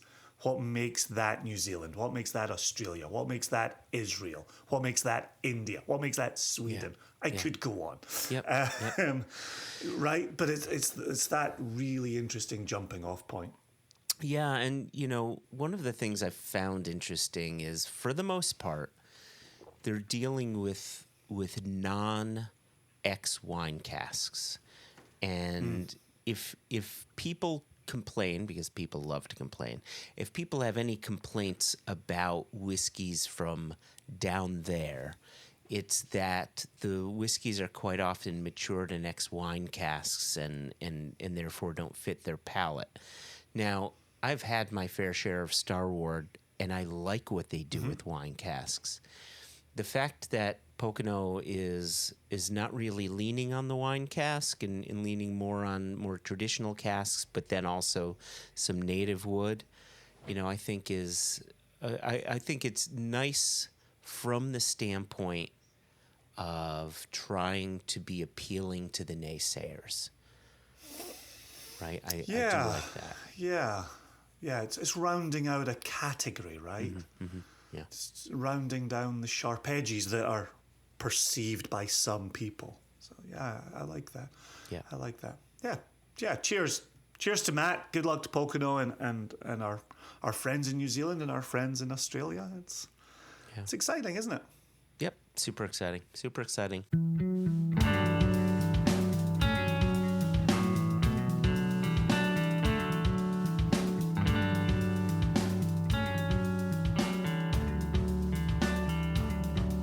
So listen, before we go on, because we've got a few things that we need to touch on. I think we've got an email, and we also have a Blind Barrels sample that we need to get to, which I'm very excited about. I have an empty glass, an empty Spade Ram single cast nation glass right beside me. I'm excited both because it's fun, but also because I could just use a little whiskey across my gums right now. Always. So, 'Tis the season. 'Tis the season. So listen, before we get to that, while we don't have a ton of news, there are a few things that I just wanted to bring up or remind our listeners is, we had Jess on a couple episodes ago where she was talking about ROW5, our rest of the world, basically our non-US bottlings. And you should start seeing these bottlings pop up in UK online shops. And it's starting to hit some of our other export markets as well, some of our other countries too. So please keep an eye out for that. Oh, our online releases. I think we've basically closed out our online releases for the remainder of this year. We did. Our 2 Wild Turkeys via lottery have closed out 2023. However, we do have VDC on the website, Westward, Woodinville, some Copperworks, the very end of the Macmira, the Good Ride charitable bottling still resides. So there are still bottles, even though we've concluded the fresh releases. I will say, since we were just talking about the live Westland recording, the peated Westland and Pinot de Charon did sell out via lottery. Yeah. So that is gone.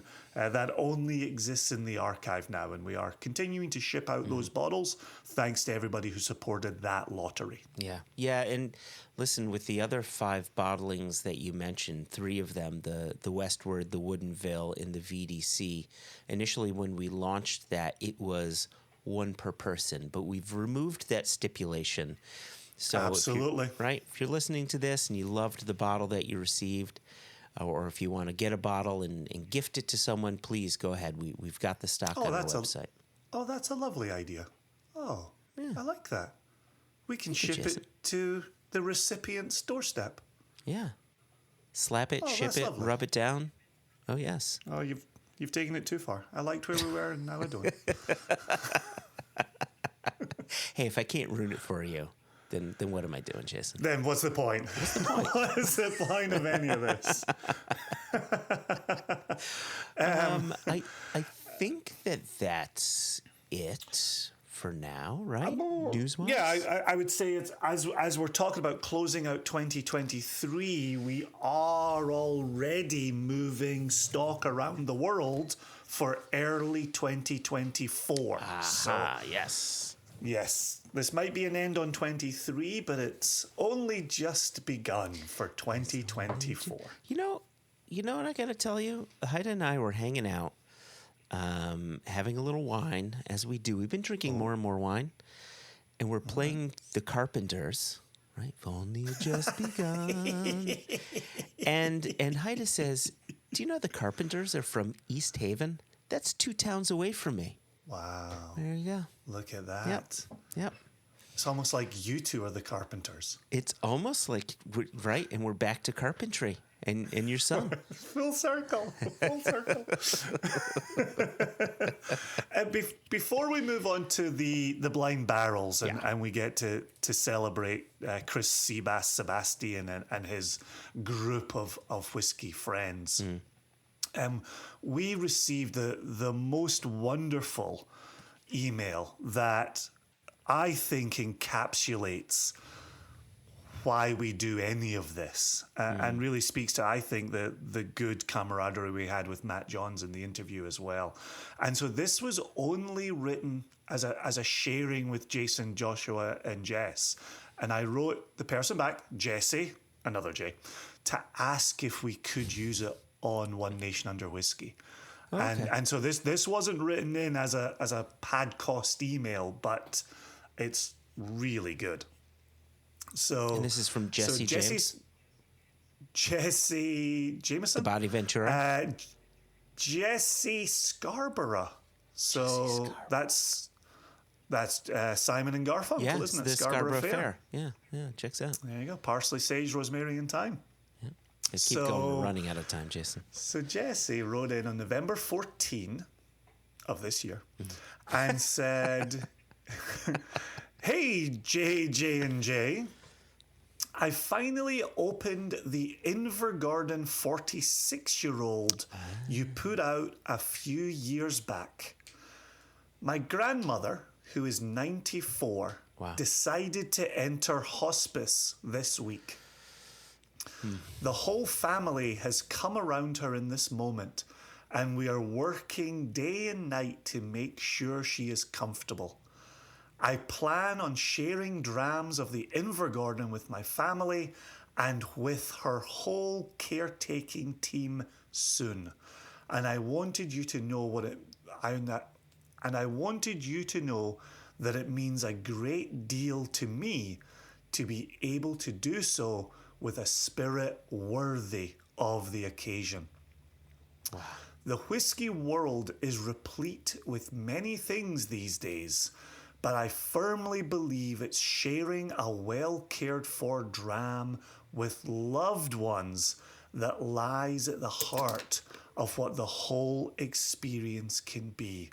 So thank you sincerely for helping me do so. Here's to Joholen, that's Holen. Here's to Joholen, my grandmother, and to a long life well lived. Slange, Jesse." Oh my gosh, that's truly special, isn't it? And I'm easy to tears. So I hope that Jesse, as she passes, it's easy, and that you're all there with her. It's clear she's a special woman, and thank you for incorporating the special whiskey with the staff and with your family, and honoring your grandmother with it. That really is a special thing. Absolutely. It's so incredibly special to be in that type of moment for a family. There's a little SCN bottle sitting on a table next to a family going through that type of end-of-life experience. Yeah. Remarkable. After I'd asked Jesse if it was okay to share, and Jesse had written back to say, we'd be honoured.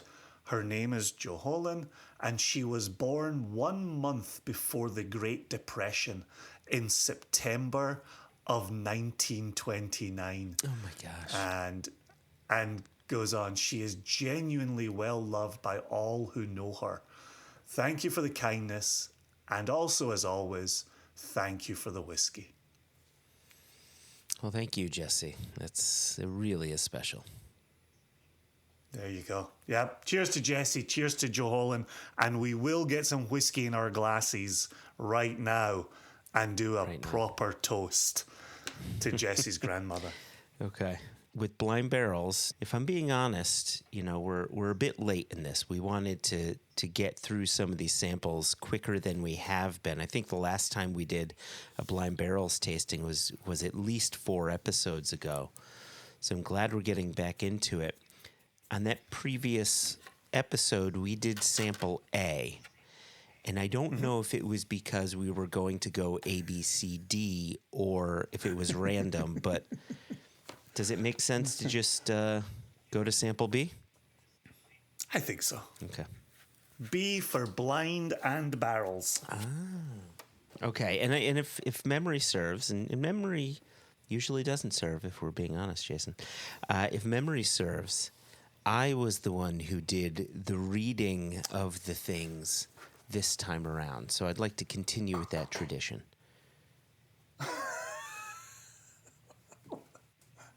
Makes not a lick of sense. I can't find the envelopes. So I was going to request that you do the reveal.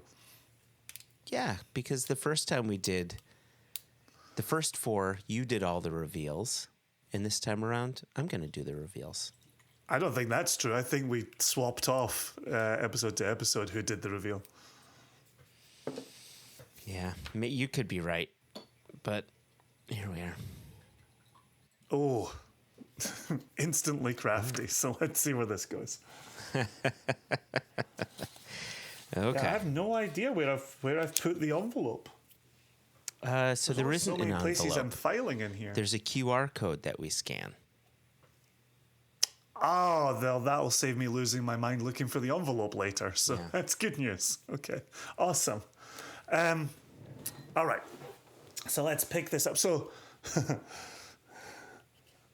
first of all, Joshua, and a blind barrels sample bottle beside, I will say cheers to Joholin and to Jesse Scarborough and their family.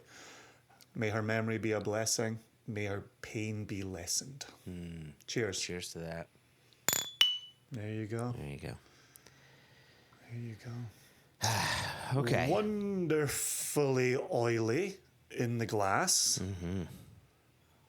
Very rich oils reaching halfway up my single gas nation branded glass.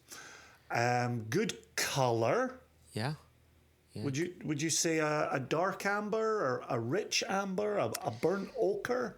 Yeah, I'd say rich amber. It definitely doesn't look as dark. I wouldn't say it's bourbon color. But it's getting there. Yeah. If I were to guess, I would say this is from smell alone. It's clear it's some sort of American craft distillate, and then from color alone, I would guess that it's slightly younger, or potentially a lower char or something like that isn't giving you, that heavy bourbon color. Do you have a haziness to the liquid? Now that you mention it, yeah, there's a bit of a haze to it. I wasn't sure if it was maybe a cooler temperature. We are 37 Fahrenheit in Bridgewater, Virginia this day. My office is 68 Fahrenheit this day, and so I wasn't sure if I was maybe getting a little chilled haze on it from the temperature. Chilled haze all through my brain. That was the original lyrics to Purple Haze. It's chilled haze. But given that you're sitting in your house in a tank top and short shorts, I figured that there would be no chilled haze on your whiskey. Yeah, based on temperature. it's without a doubt, this is not crystal clear liquid. There's some sort of very fine particulate in here that is causing a slight cloud. Yep.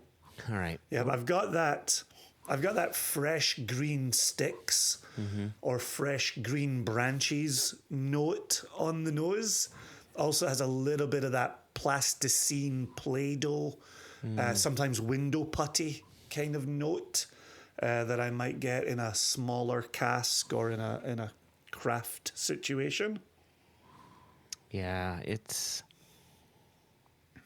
clear, the grain is doing one thing, the wood seems to be doing the other. They're not necessarily, at least on the nose, they're not necessarily having the same conversation. Yeah, in really sticking with it, really focusing on the nose, maybe a little bit of cinnamon coming through, but Sure. a softer cinnamon, not really a spicy cinnamon, more of a kind of a woodsy cinnamon.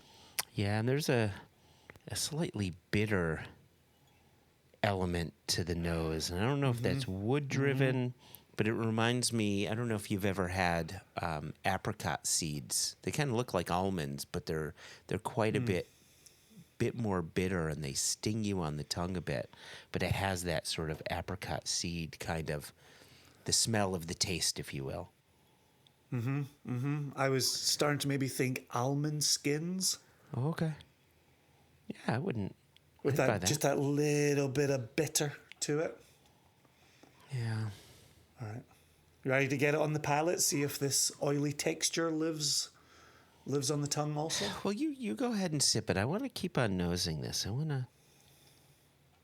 I often, when I nose a craft whiskey, I often dismiss it out of hand, and I want to get out of that habit, because the producers are obviously proud of what they're doing, and I want to see what it is about this whiskey that they're saying, this is a representation. I want to show people what this is, so I want to dig a little deeper on the nose while you taste it. Well, and that's actually why I wanted to get it across the palate, because sometimes the palate will then open up the olfactory system as well, and it'll add nose components, nose notes. I will say the liquid, when I brought it to my mouth, is cold. So I did the old warehouse, sit it on the tongue for 3, 4, 5 seconds, let it warm up. I'm cupping it in closed hands right now to raise that temperature on it as well. So I've had my first sip.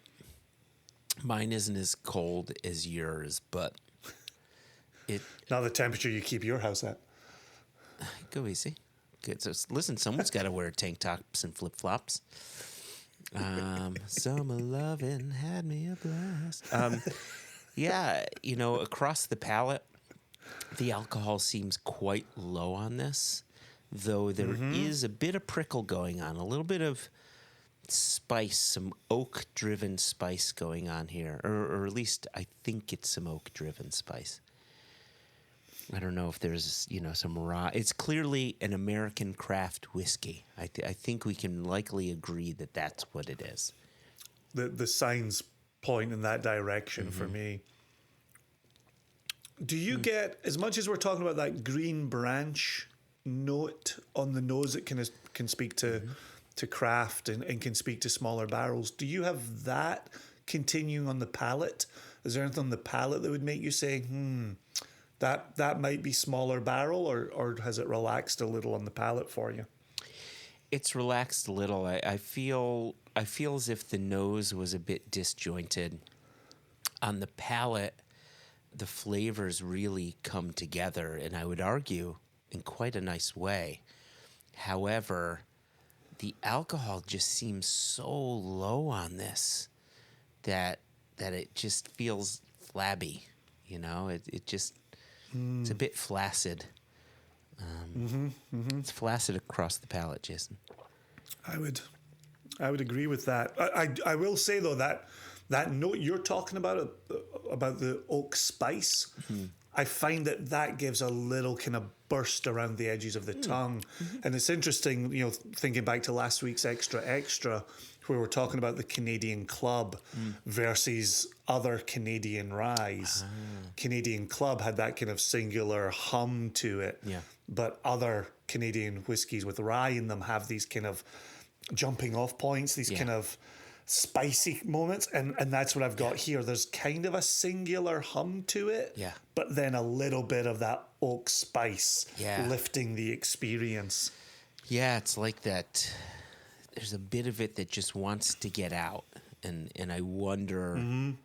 Again, we don't know the ABV on this just yet, but I wonder. My guess is that this is 43-ish, 40 to 43% ABV.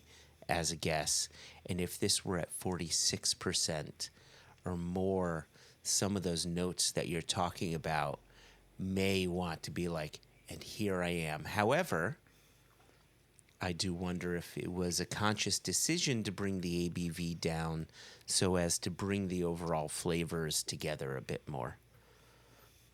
Yeah. Yep. A very worthwhile thought. All right. Grain. Yeah. Do you think it's a singular grain? Do you think it's a mash bill? Do you think there's a particular grain leading the charge here? I want to say, if this is a craft distillery that's looking to offer up a broad spectrum of flavors, then from a mash bill standpoint, they're likely going to do some sort of a mixed mash bill that's probably at least 4 grains. Okay, 4. Can I discern what they are? I think there's probably a bit of rye in there, and I hope that I'm right. But yeah, you think of these smaller craft distilleries, and it's quite common for them to say this is a 4-grain bourbon, right? This is a 4-grain insert whiskey type here. It is funny you're saying that, because before, as I was asking you the question about grain and mash bill, I was actually thinking about the Journeyman 4-grain whiskey that they put out. And it's soft and it's approachable, very easy drinking. Yeah, Hudson or Tuttletown had a 4-grain bourbon as well back when the Arenzos owned the distillery. I don't know who owns it now. I think William Grant owns it now, so I don't know what the current William lineup. Grant. Yeah. But I remember really enjoying their 4-grain, even though it was crafty. It was crafty done right. I've always liked the Hudson stuff. I've reached that stage of every blind tasting where I'm just staring at my glass and staring at the liquid in it and asking it, "What are you? What do you know?" So the initial question for you is do you like it? Or okay, let me rephrase that question. Because here it is, right? And I think I would say this too. There are aspects of this whiskey that I really quite enjoy. That's the exact answer. That's the exact, yeah. Right. Absolutely. So what do you like about this whiskey? What is it getting right? I like that little bit of spice, whether that be rye spice or that be oak spice. Those little jumping off moments are keeping my attention. I'm returning and asking follow-up questions about that. At the same time, and this is to the point you had made previously, at a higher ABV, I think it would have more high notes. It would have more jumping off points. Yeah. And so if I was to say I don't like this, I would really be saying this isn't my jam at this strength. If this distillery had a product with a bit more oomph, I'd be willing to explore that product to see what story it might tell. Yeah, there was a movie or a TV show or perhaps in a book I read where the scene is basically with an ape or a gorilla, right? That's been caged. And it's been caged so long that the caretakers can open up the door and he won't try to escape, right? And that's what this seems. It feels like this whiskey's been a bit too tamed by water. Like the ape is still there, the gorilla is still there, but it's kind of given up, right? It's just kind of doing its thing, and there's nice bits to it, but yeah, I think it's just been held down a bit too much by too much water, as a guess. Yeah, we don't have qualms about the spirit as much access as we're able to gain to it. Yeah. And we don't seem to have many concerns about the wood, even though from the nose seemed like it could have been smaller barrel. Palate doesn't seem to be saying smaller barrel. And so we're not necessarily got problems with the wood either. I think the taming seems like the issue of the day. So, all right. Give us a QR code reveal here. Okay, so sample B. Just before you do. I think you already read it. To be clear, I'm still thinking about the Santa Fe that we had as sample A. Oh yeah, that was great. Remains out of this world, and I discussed it with Amanda Beckwith the last time I was down at Virginia Distillery Company, and she was just waxing lyrical about Santa Fe and was saying, I was listening along and I was so excited. Actually, a bit like my conversation with Kai about Big Lebowski, she was listening along thinking like, I'm so excited that you're getting to experience Santa Fe for the first time. That's a great place to be. And so I still think about that sample. Sample B, we're not going to listen, have that relationship. I've thought about this a few times. I may be a Jew, but Santa Fe can come down my chimney anytime that particular Santa wants to. So... I didn't expect that. That's why I'm chuckling. Like that was completely unexpected. Santa Fe. So I'm not going to release the distillery yet. Oh, okay. I will release the name first. So not the distillery, but the name of the bottling. The name of the bottling, 4-grain straight bourbon whiskey. So there you go. Nice one. Good. Age statement, a minimum of 2 years, which makes sense to be a straight checks out. Bourbon, a straight rye, straight anything within U.S. spirits, minimum of 2 years. Mash bill, 60% corn, 20% wheat, 9% rye, and 11% malted barley. Now, there is a parenthetical comment that says, all grown in blank. Okay. The same state as the distillery building? Yes, and I'm not giving the state. Appearance / color, reflexive copper. I think they ran into the same autocorrect as we ran into, which is, I guess it should be reflective copper. Yes. You ready for the tasting notes? Absolutely. Aroma, lemon, watermelon candy, spearmint tea, black pepper, and waxy. So waxiness on the nose. They love their minty nosies. This is not the first time we've heard mint family from Blind Barrels. Let the record show I have poured a second sample. Still the same sample. Still sample B. I haven't moved on samples, but I've poured sample B a second time as I listen to their notes, which I always hope people do with our notes. And I know my Palouse Society do and rip us new ones because they're nasty human beings and snobs of the worst order. So tasting notes: floral, candied lime, grapefruit, pepper, and a hint of vanilla. Okay. Oh, you know what? Pepper, I think, speaks to what we were saying about the wood and some of the cinnamon we talked about and the oak spice. I'll tell you though, that watermelon candy note, it's that fake watermelon It's so perfect because it's not real watermelon. It's just like, they can't perfect banana as a flavor. It's that fake.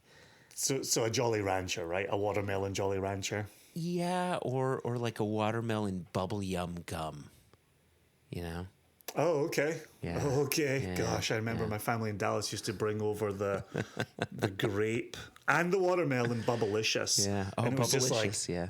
this is amazing. Like, it didn't taste like anything on earth. But it was a hell of an experience for a kid in Scotland. Finish, pleasantly drying, short with mild spice and a backdrop of sweetness. So now I'm going to read their take. While many distilleries are sourcing their ingredients that make their whiskey from many different areas all across the world, the admirable thing about Black Button Distillery is that all the factors that go into the bottle come directly from New York, from the state of New York, from the water to the grain, even the barrels they aged the whiskey in. Jason Barrett and the Black Button team utilize all the advantages of the region and try to transport the drinker to a New York state of mind in this excellent 4-grain spirit. So there you go. Isn't that interesting? Interesting.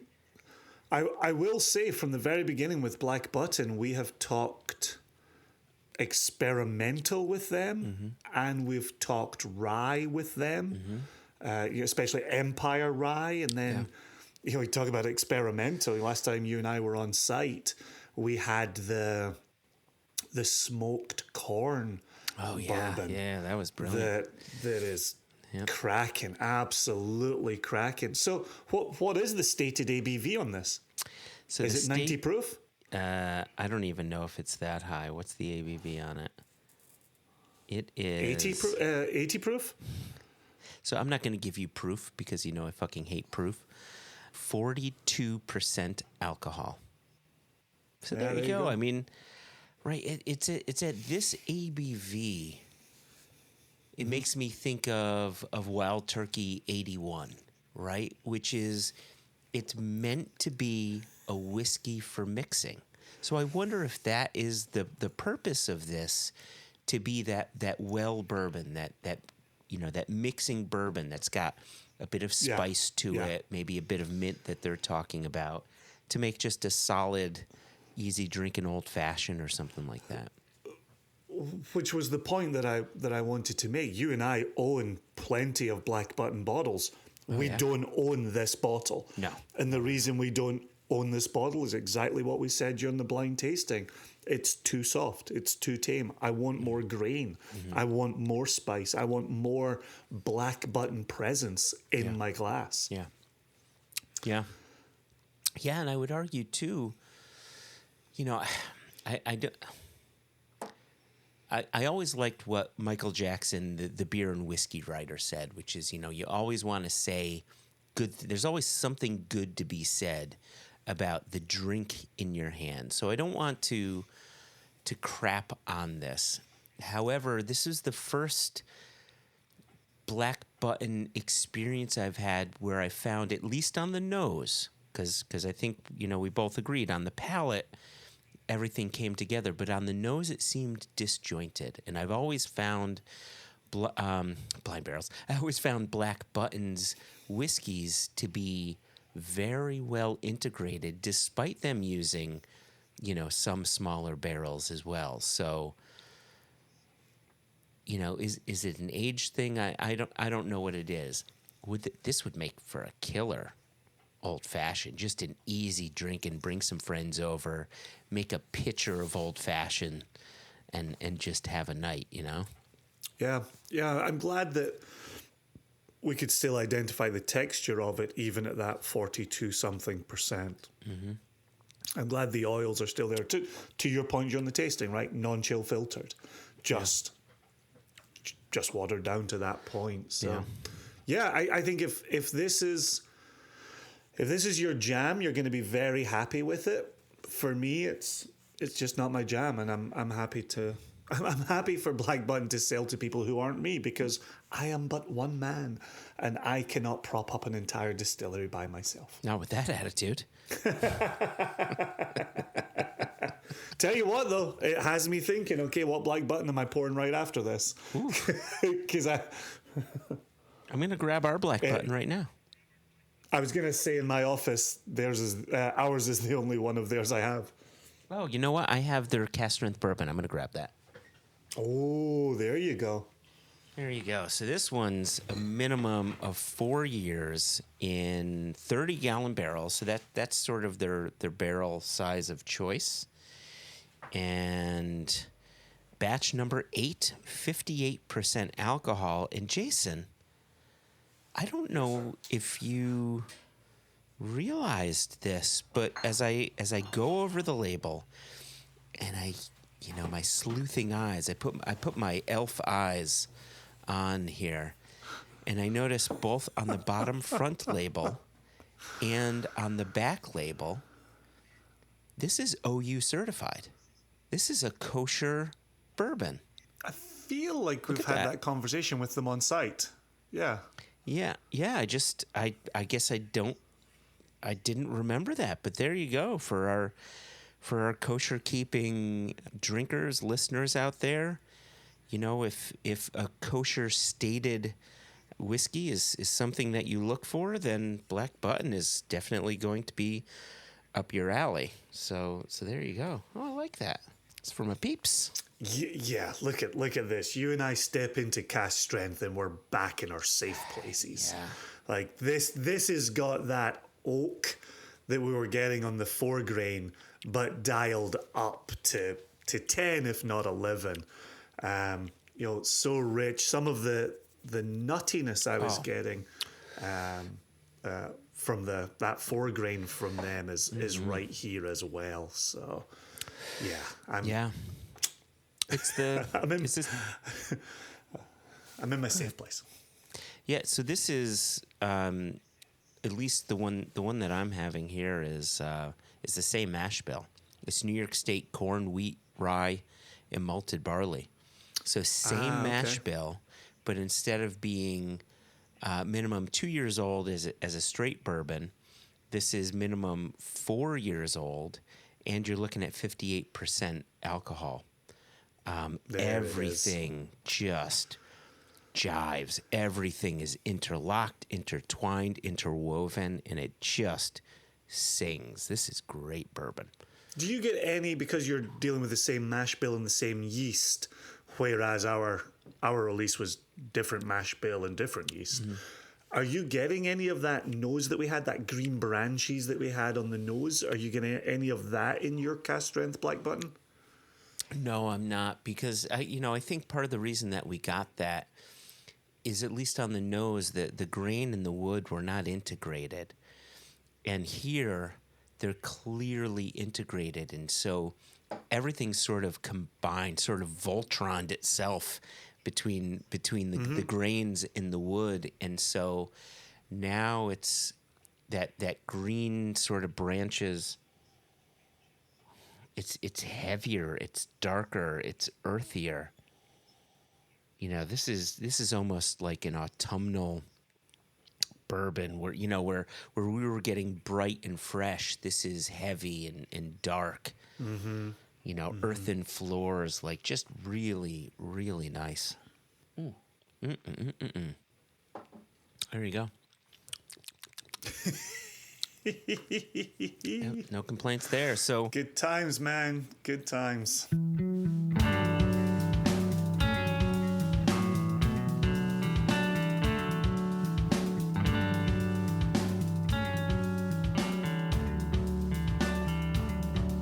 So listen, again, huge thanks to Christopher Sebastian, a.k.a. Seabass, and the rest of the team at Blind Barrels for sending these off. So we've gone through sample A, we've gone through sample B, so we've got C and D remaining.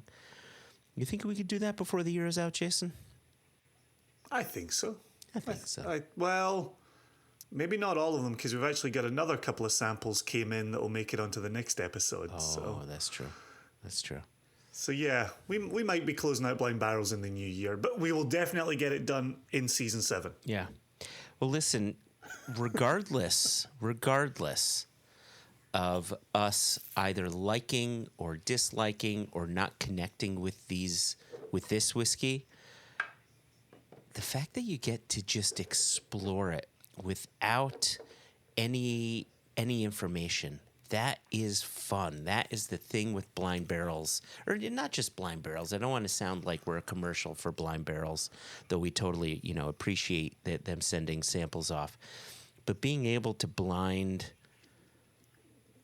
explore something blindly and kind of feel a bit vulnerable and like, ooh, am I going to say the wrong thing? And that's okay, because it allows you to learn your palate.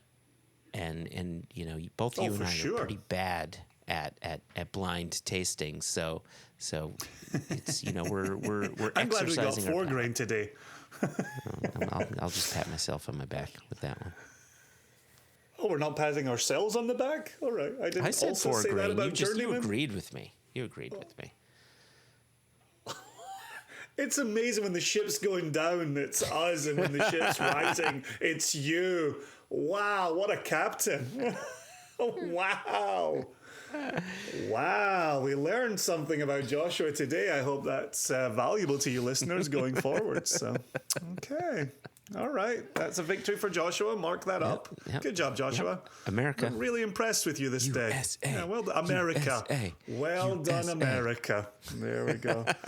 International listeners, just drop your private messages to info@singlecastnation.com. Really appreciate it. All right, let's get out of here on that silliness.